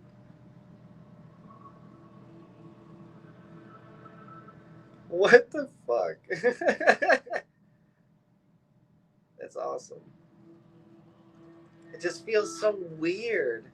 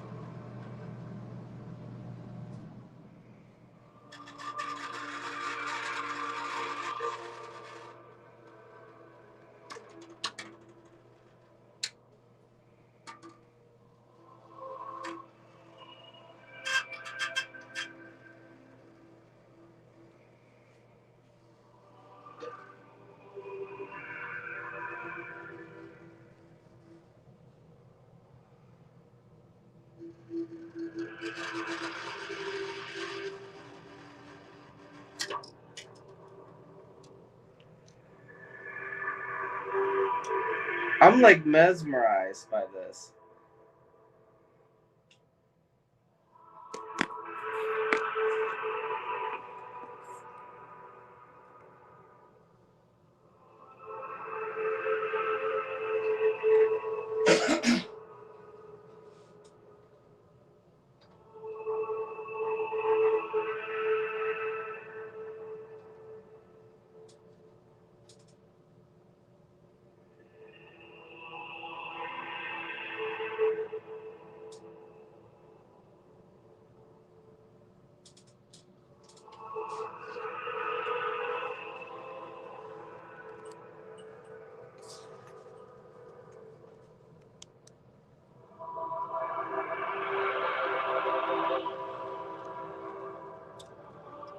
Not even touching. So cool. And you can feel it like pulsing.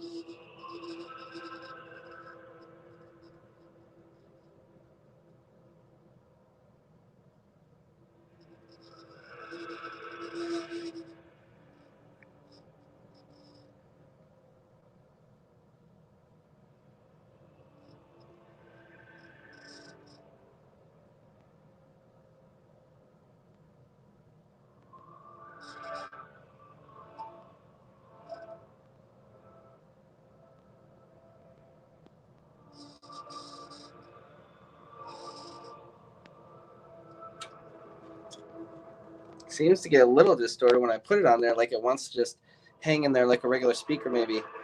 We need to figure out how to get it to free float. Here, maybe do that with this.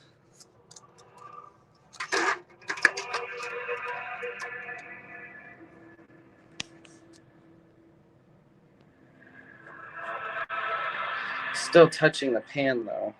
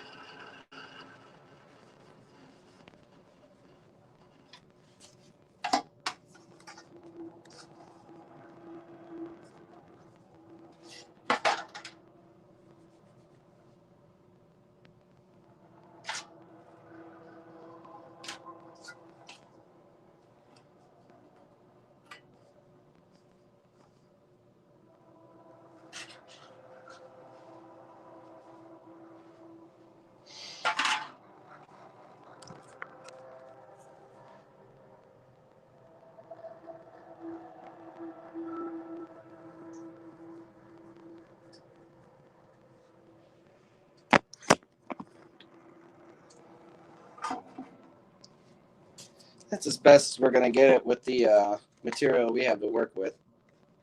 Got pretty loud, though, with the aluminum.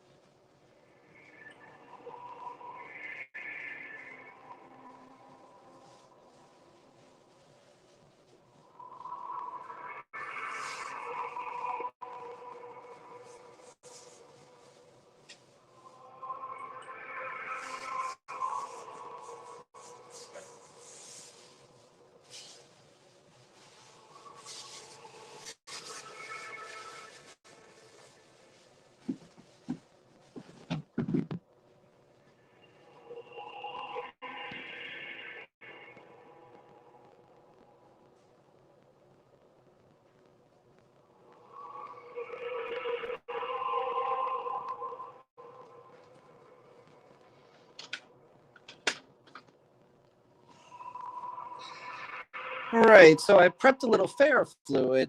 This is the one I already had in the little tubes in the back of my workstation. You can see it at the bottom. It's going to be, this one is suspended in a isopropyl alcohol solution. So we are just putting straight up ferrofluid in a little container, but we can put this up and see if it, oh, it did. Ooh, look at that.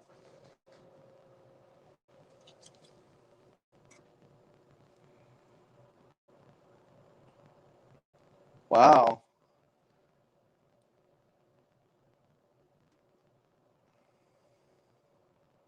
It's hard to see it though. Let's put it in the other, put the other container in there.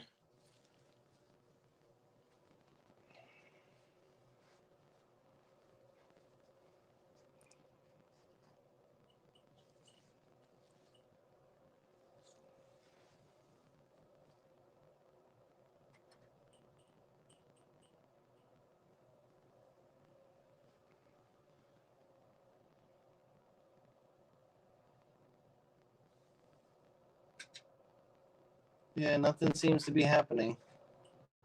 I'd put the camera up there if something was happening. Nothing seems to be happening. Must have to have some kind of stronger magnet in there. Or it was just being attracted to the magnet. And it was like Daniel said, and Daniel did say that ferrofluid doesn't do anything in these coils, which is weird, but interesting. I think that might tell us something if that's the case.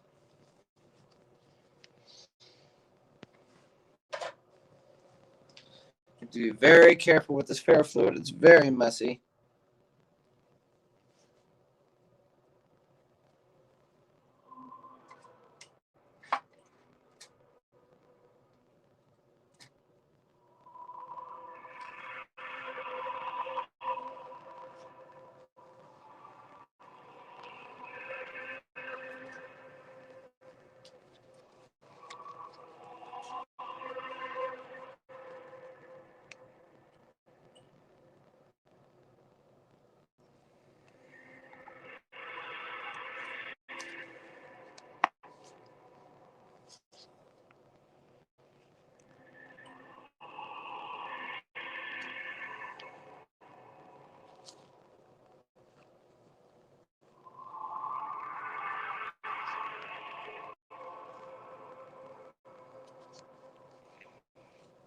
So that's the ferrofluid. It's fun to play with, but it's very messy. Very messy. It has a black dye on it that stains everything.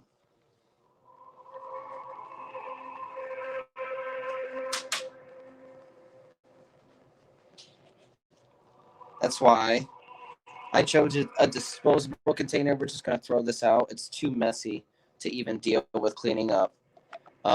It would basically ruin a lot of cleaning supplies that I have, or eat through some of my resources. So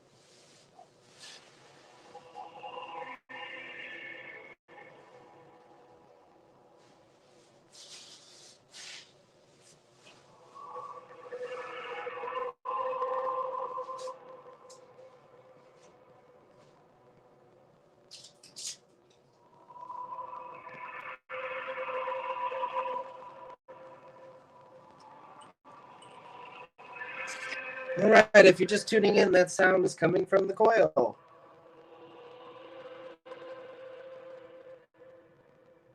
Easiest way to turn your coil into a speaker.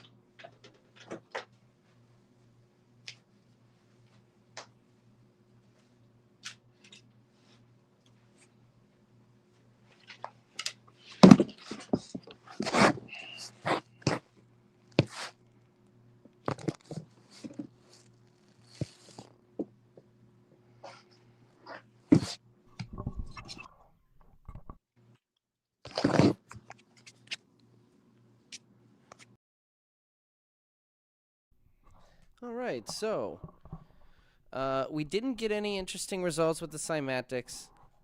I did anticipate that because we don't really have a flat setting or a stable enough setup to do that right now. But maybe in the future we'll get some proper equipment for that. I just wanted to put it on there and see if it did anything while it was producing that speaker or being used as a speaker. So what we did was we just basically had the same setup as we've been using with the neodymium sphere in the Wattman reduction test. And we just hooked up the same thing, but we hooked up the input frequency. Instead of a frequency, we put sound. We put a YouTube video, monks chanting. So we put monks chanting through there instead of just a single frequency. So you get a variety of frequencies there, and they all play together, and sometimes they interact in unique ways with the Cymatics. Unfortunately, we couldn't see that tonight, but we'll keep that on the back burner for the future. I think regarding Cymatics, it makes me think about Sheila's work with the three-dimensional, basically a three-dimensional oscilloscope, and inputting the plasmoid unification model frequencies, and then outputting these beautiful, coherent waveforms that are kind of like looping in on themselves, which is really interesting. Something happened here. Hold on.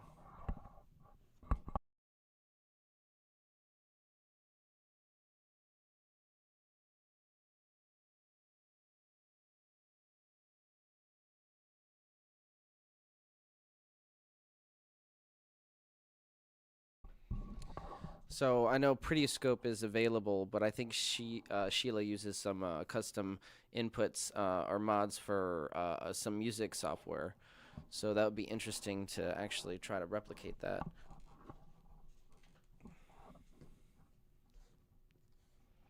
I think the last test we have on our list is the open circuit test, where we are testing the temperature, right? First, we can test the temperature as it's set up now, because again, this is the closed circuit method with the stereo amp board. Here, I'll pull up the schematics so you guys can see.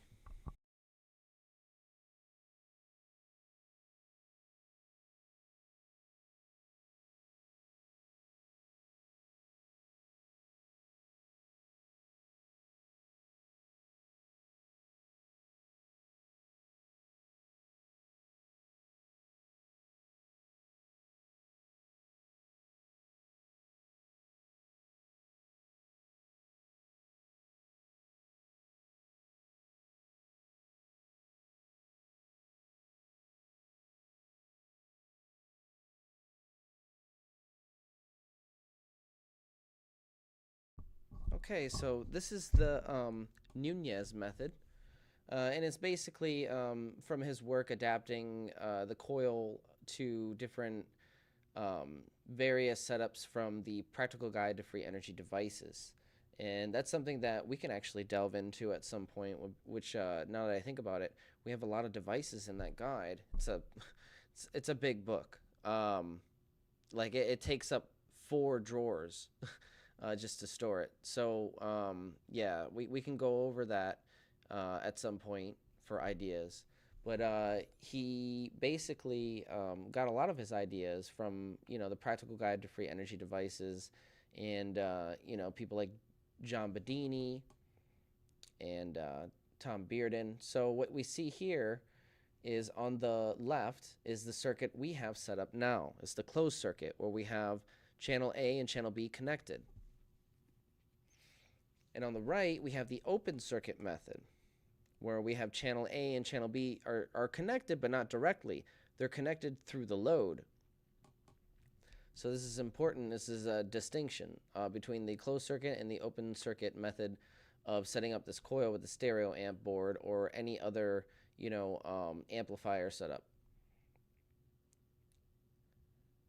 So we have the setup currently on the left we're going to switch it to the setup on the right in a minute after we test the temperature, because the closed circuit method produces heat, and you can actually do the heat induction with a soft iron core element in the middle, which we have like a little rod, a soft iron core rod that we can heat up. It's kind of big for this test, so it's only going to heat up a little bit, but I do have a gauge that we can see that it's actually doing something and going above ambient, which it does.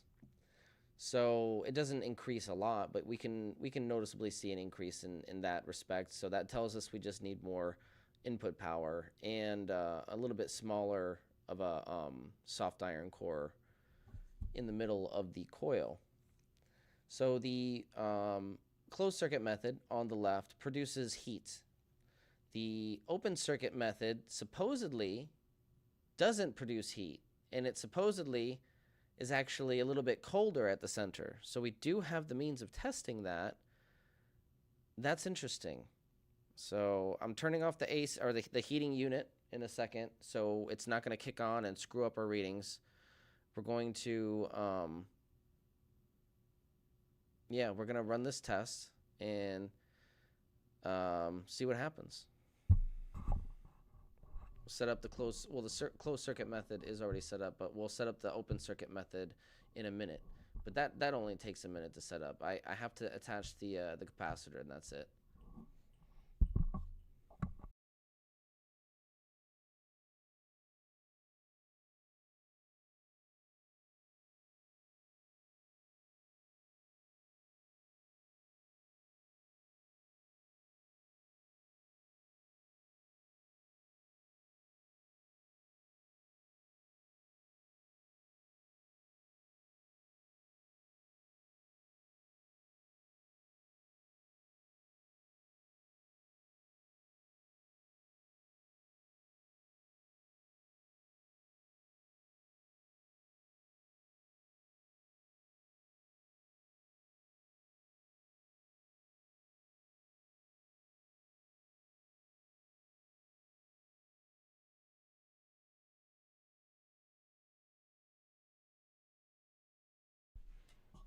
So I have to set it up exactly in the middle of the coil, so you don't think the temperature is increasing because it's touching the wire or something, which it very likely could, but not, honestly, not as much as it does under this setup.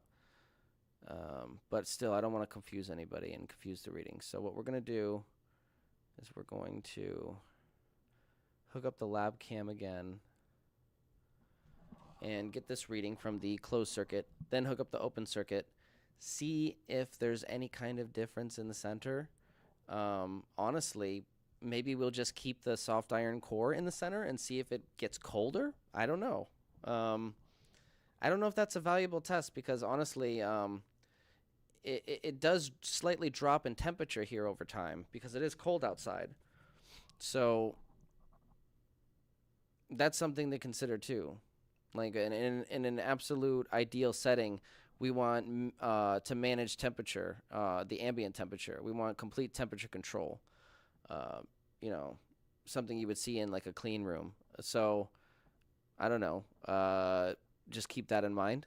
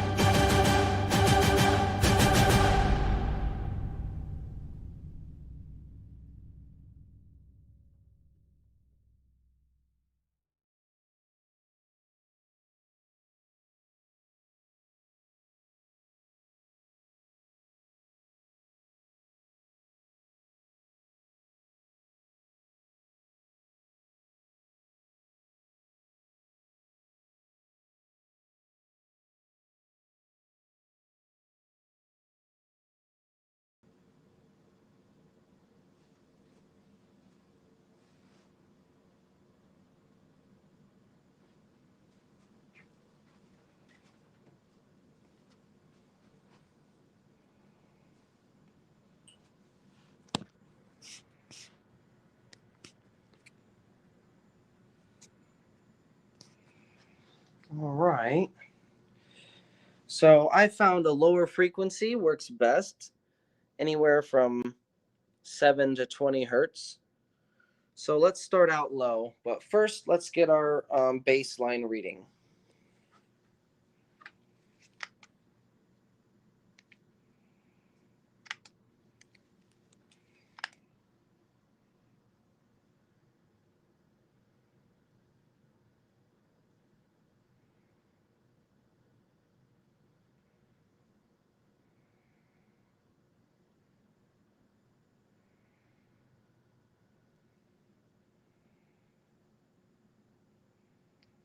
Okay, so this is working.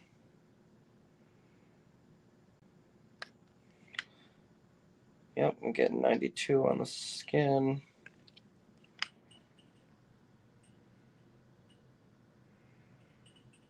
All right, so 75 seems to be our baseline. 75 degrees.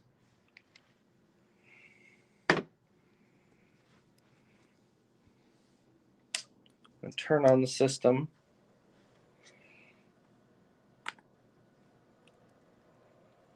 Okay.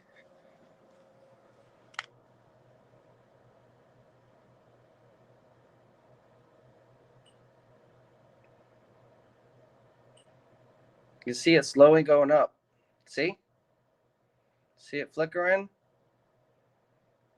75.4. If we go down farther, it'll get hotter, faster. So let's let that run for a minute, and we'll take another temperature reading in about a minute.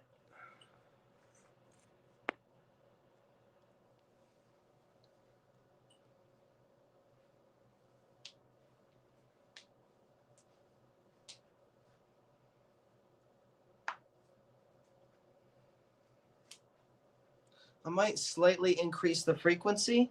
Let's go up to 12 hertz. Sine wave. We've been using sine wave tonight, just FYI.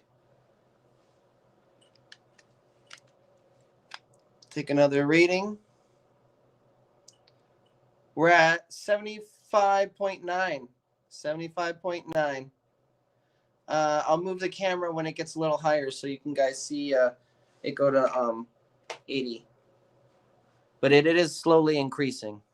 It's just not enough power for it to actually be practical for like a heating filament or something.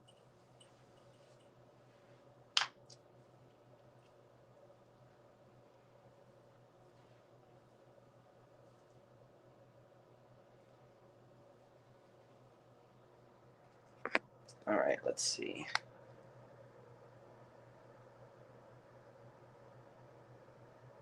Oh, there you go. 76. I'm sorry. What did I say? 79? 76, not 79. So yeah, but it is going up. See, 76. If we let it increase, it'll get up to about 100 degrees, I think. But it takes a long time. We're not going to sit here and let it get to 100 degrees, but we'll let it increase a little bit.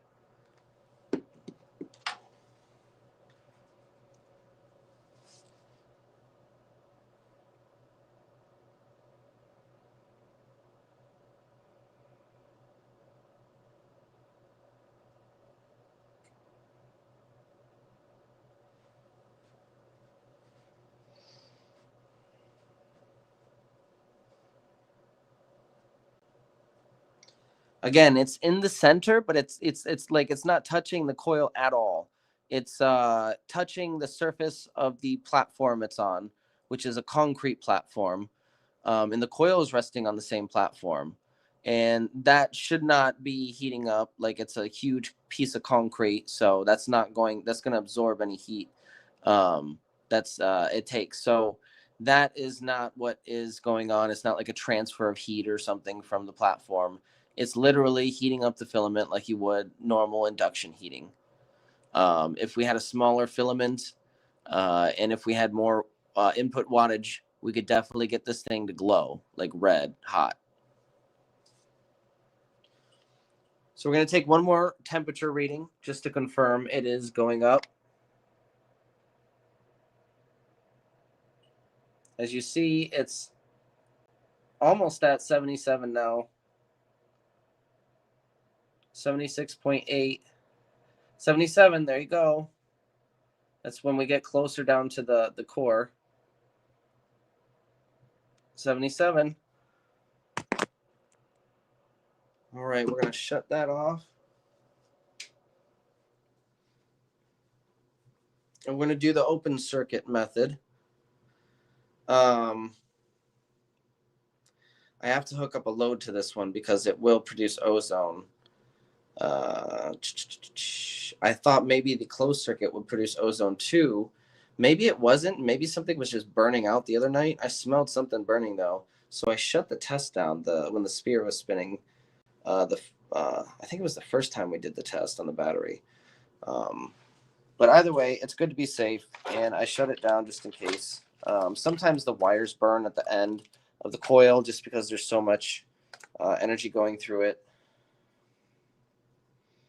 Yeah, let's hook up the open circuit method and put a load on here because I don't want to inadvertently produce any ozone.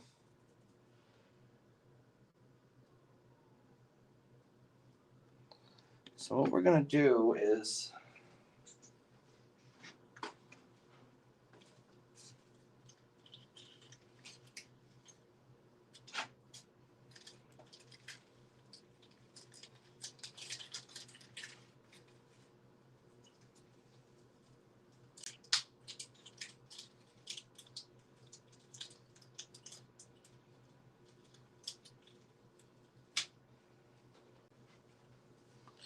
we're going to attach 4 of them just in case.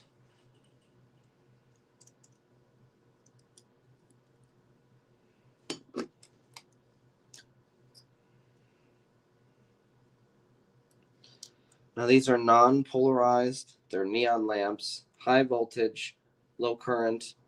So they should be perfect for this. Absorb all that potential and hopefully prevent some ozone from being produced.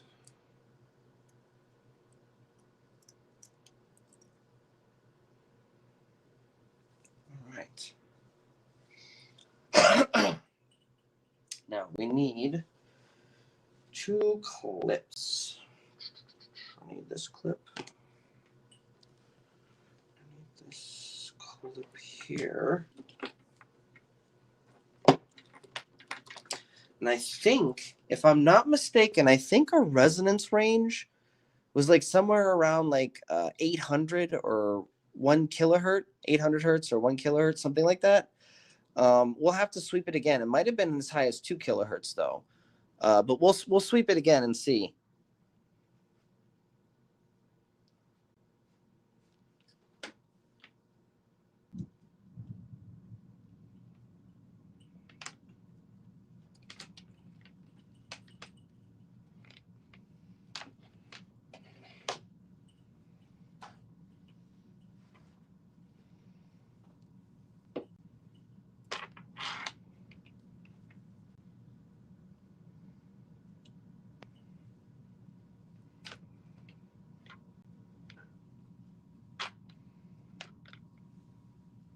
And what the hell? We'll use the 12-volt battery. Fuck it.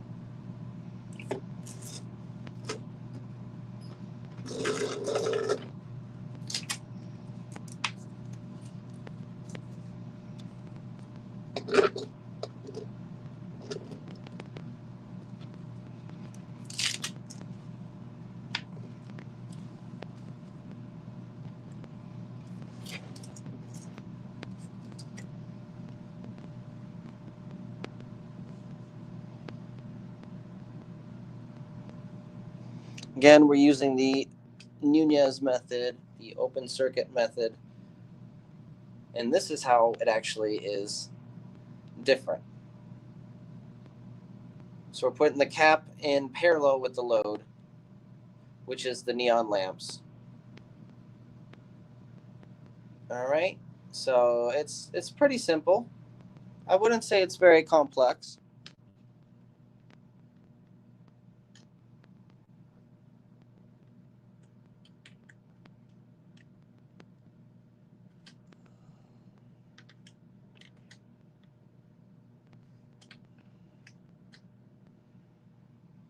Okay, good. So the heat just kicked on. So we're going to turn it off, and so it'll give us a good reading for a good few minutes to run our test.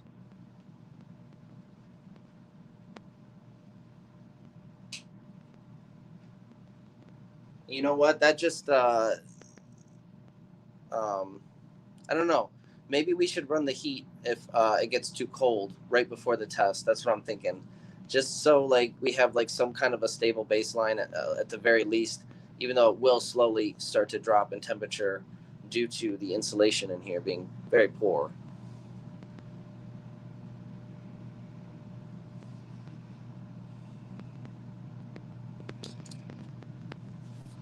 Okay, A negative, okay, A end goes to the cap and the positive of the load.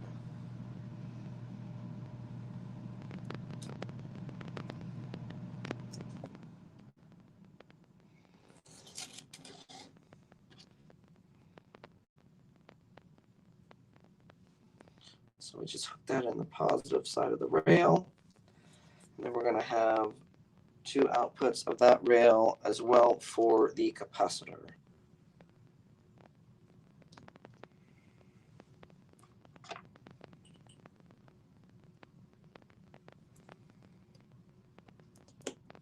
These to be a little bit separate. Okay.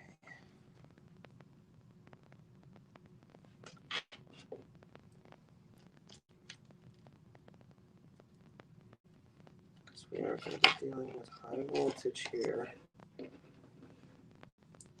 Which reminds me, we're dealing with high voltage, so we need to play the High Voltage Academy anthem.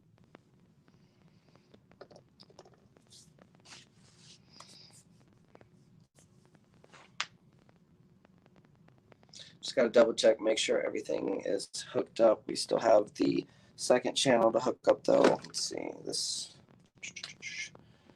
everything on the channel A is hooked up. Channel B needs to be hooked up to the load. So that's channel B start. Goes directly to the load. Negative rail.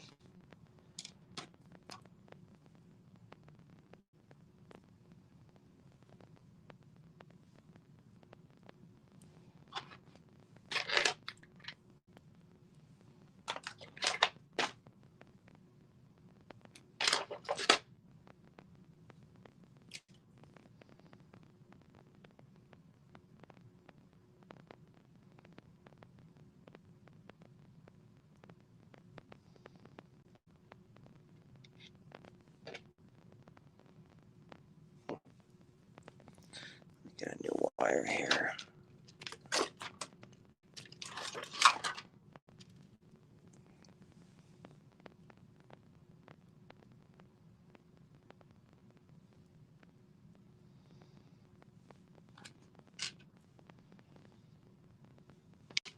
There we go. Just keep an eye on that wire. It's a little flimsy.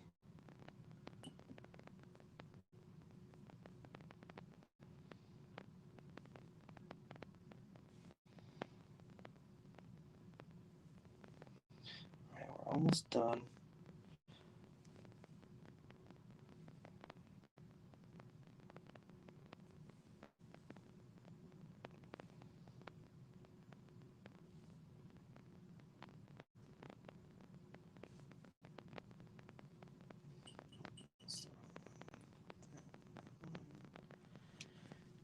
Channel A start is open for the amplifier. left channel positive.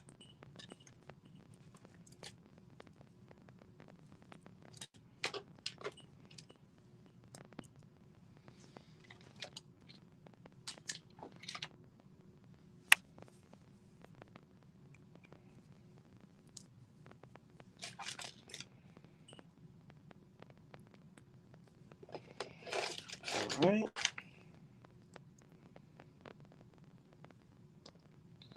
And channel B end, which is the green here, is going to go straight to the negative output on the right, which is this yellow wire right here.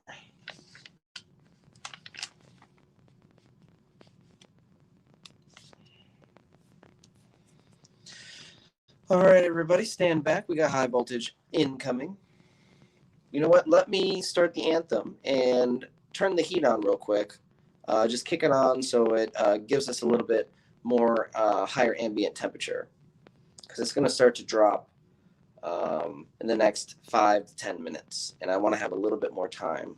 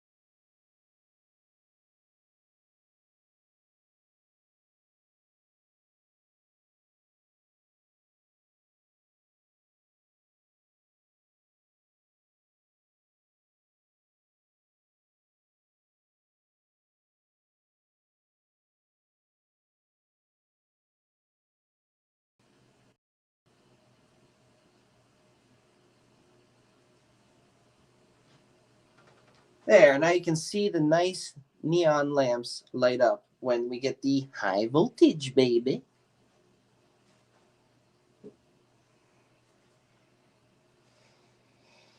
All right, we have the battery hooked up to it now. Let's see. Let's see how it fare with the battery first.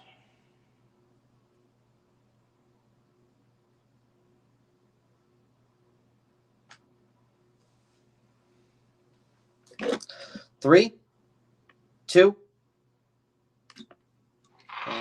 get that out of the way. One, on. Frequency, on.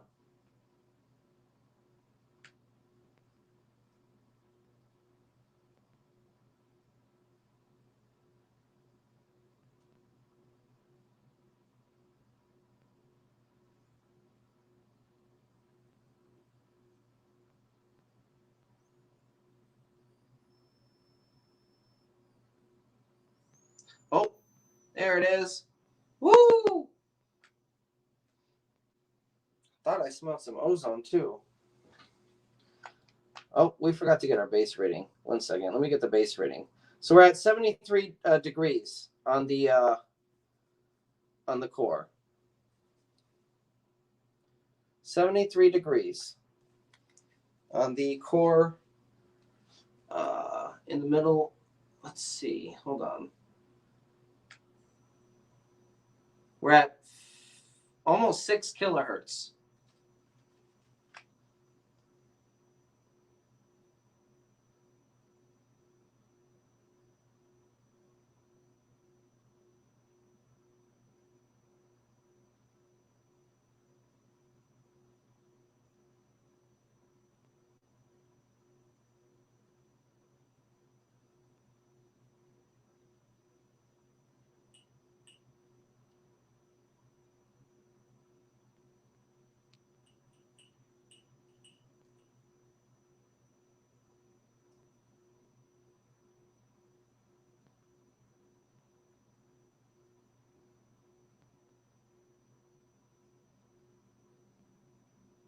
Looks like it's staying stable. It's not changing at all. Yeah, I'm not seeing any kind of change. Interesting.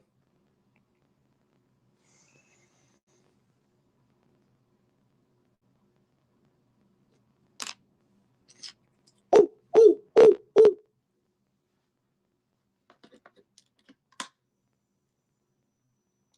wow. Look at, did you see that change the color? What the fuck? Let's see that again. Let's see that again.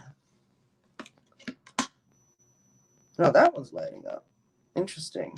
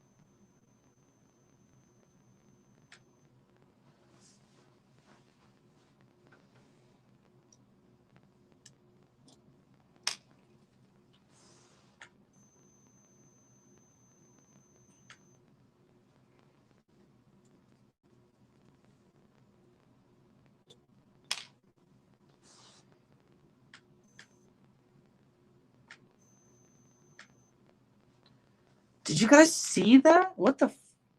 It was green for a second.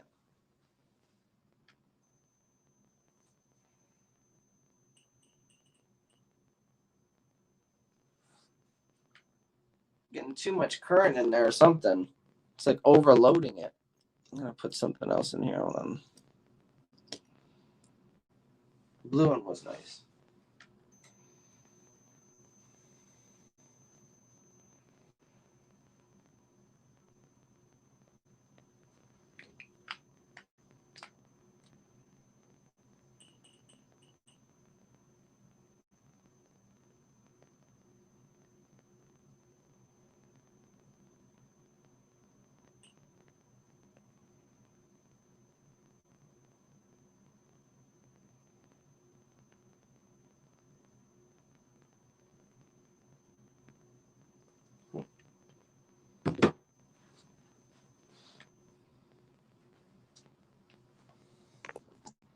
It's hard to tell because if it is decreasing slightly, it's not enough to overcome the ambient temperature from, taking a hold. So it's not really going anywhere. Interesting.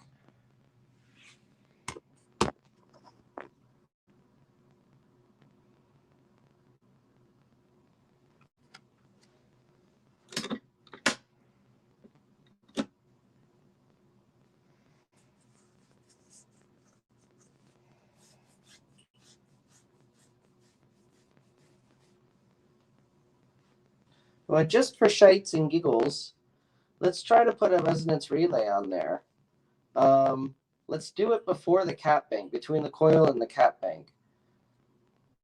Yeah, let's try that. Yeah.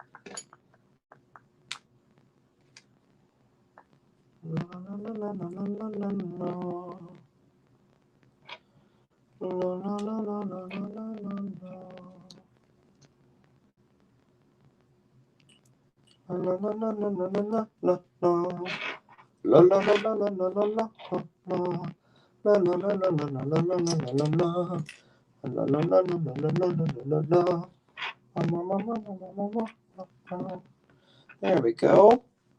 Now we got a resonance relay, a high-speed diode, hooked up just like we would on the Jewel Thief. Let's see what happens, and hopefully we don't blow something up. La la la la la la la la la la. La la la la la la la la la. La la la la la la la la la la. Nope, nothing.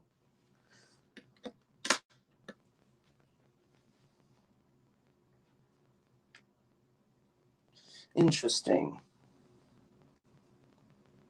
Yeah, because that's going to interfere with the open circuit.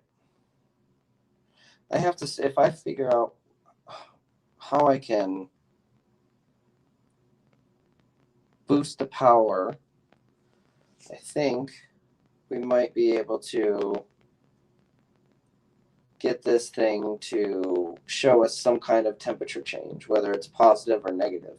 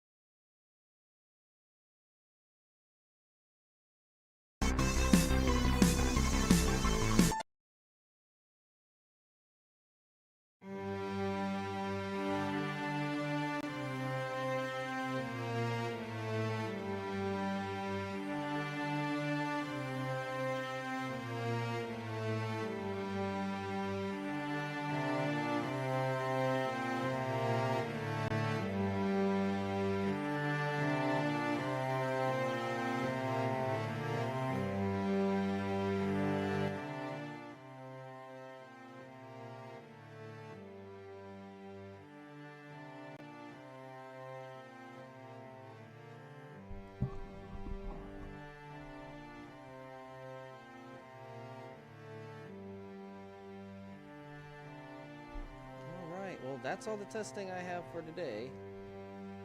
I want to thank you guys so much for tuning in with me here on this very merry pre-Christmas special event. We will have another pre-Christmas special event next week at some point. Tomorrow, we're going to try to have Malcolm on around noon. So I spoke with Malcolm, and hopefully we'll be able to schedule something around noon Eastern Standard Time tomorrow for the Bendall Report.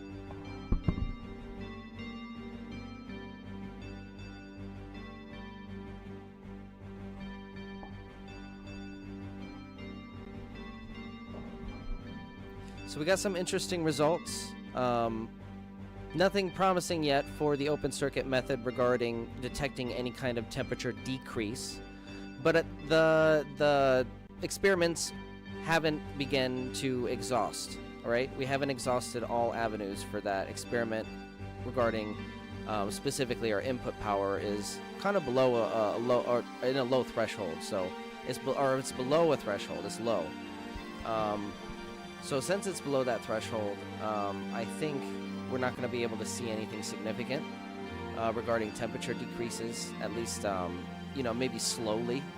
And the temperature change in the ambient in this room, because it's cold outside and the insulation sucks in here, it's just interfering with the test. So if it's going to be that sensitive of a test, we're just going to need to increase the input power to desensitize the test and just overpower that ambient if we can, and get a more accurate temperature result, whether it's positive or negative, whether we see an increase in temperature on the core or a decrease. So again, I want to thank you guys, Elias the Cool, Mike Does, Derek, you guys are all awesome, Dennis, Magneto Frico, Charles Milligan, you guys are all awesome. Thank you for tuning in. We'll be back tomorrow with the Bendall Report right here on Beneficence TV.